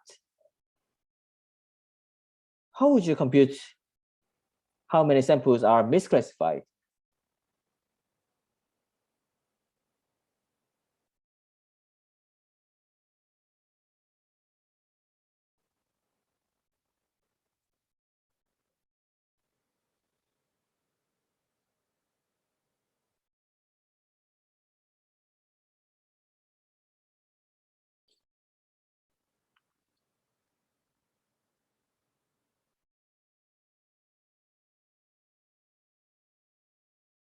You may want to simply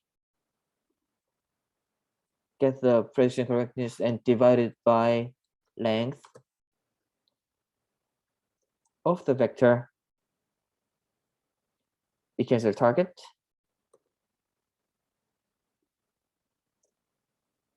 No.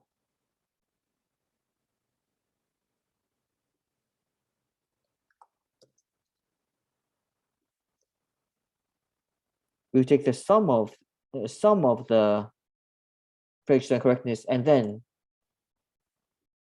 divide it by length of because of target.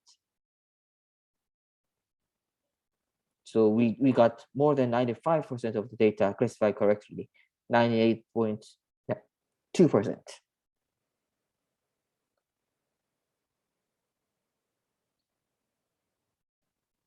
But the question we have to ask is, are we confident with this result? A big criticism would be, how can you tell we are not overfitting to the data set we have?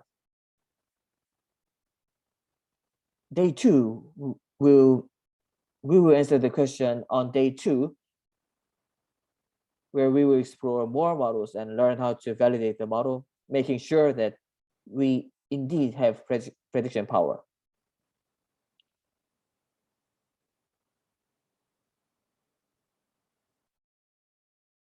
So day 2 is the meat of this workshop. So please make sure to return tomorrow.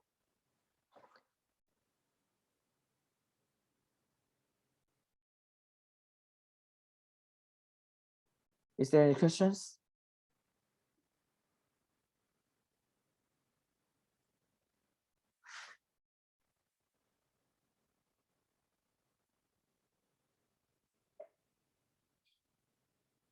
Yes, prediction correctness has true or false values, and in Python,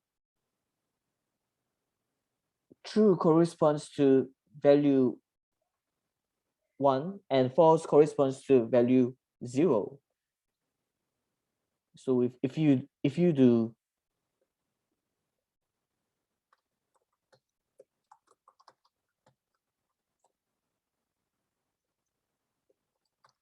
if you change this to integer, it goes to 1 and 0 values, and if you call sum function, sum method, then it will get you the sum value of integer transformed values. So that is why you would get 559.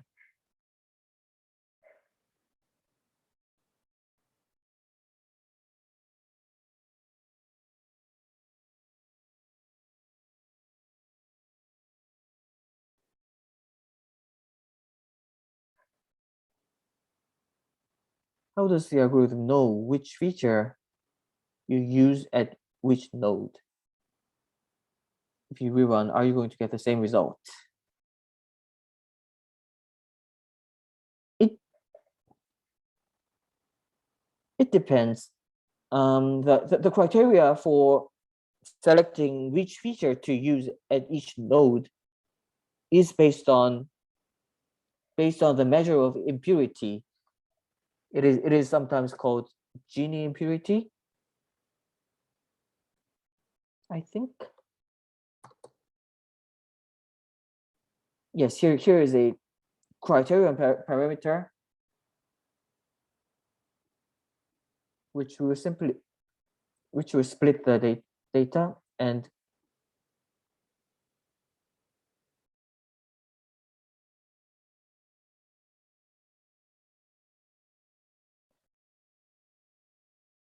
there is another thing which strategy to use to split at each node, and it can be configured to choose the best, which will not have random element in it, but you can also set it to be random to include some random elements in it.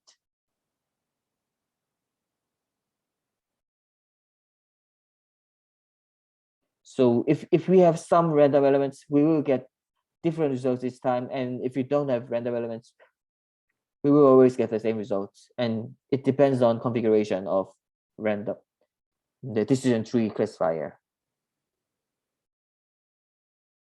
And tomorrow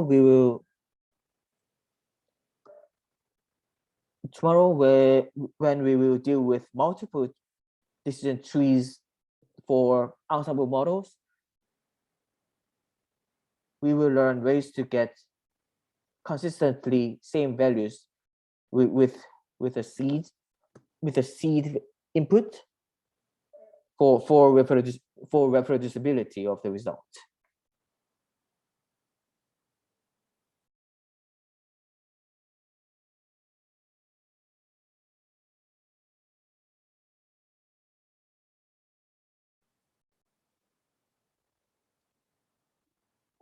For the seed, there is an argument random states up here, and Simon, the recording of today's lecture will be available to rewatch this Thursday. This Thursday is when the videos will be released, unless you have a reason to miss certain sessions.